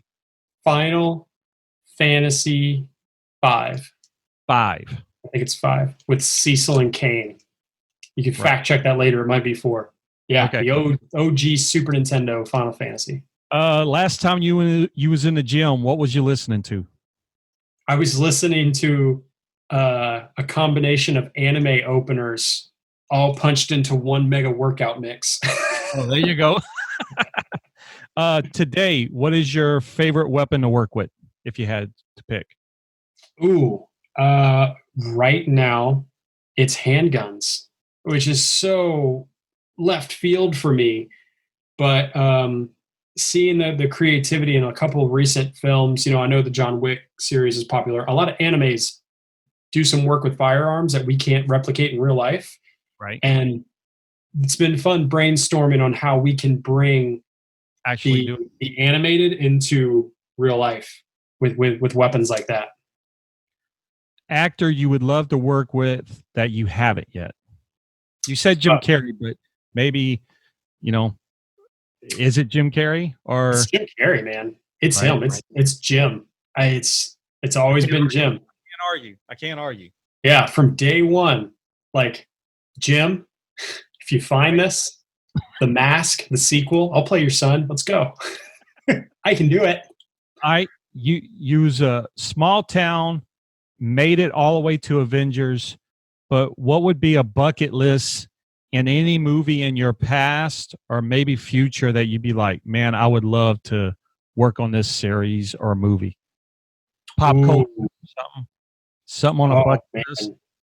So one of the first films that I ever recognized a stunt person in, that I still love this movie to this day, but it's just something that's going to stick with me, is the original Demolition Man with Stallone and Snipes. Put you in a hurt locker. I'll put you in a hurt locker. I could watch that movie over and over and over and over again, and I would do anything. The shells. I want to be in a reboot or a series. Demolition Man. Because you want to work with Stallone or Wesley? Who would you want to work with more?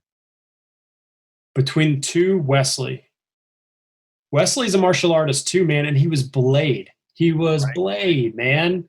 Like, everyone's all like, Iron Man was the original hero. No, man, it was Blade. We had Blade when I was a kid. Right. And he got 3 movies. Favorite stunt you ever did?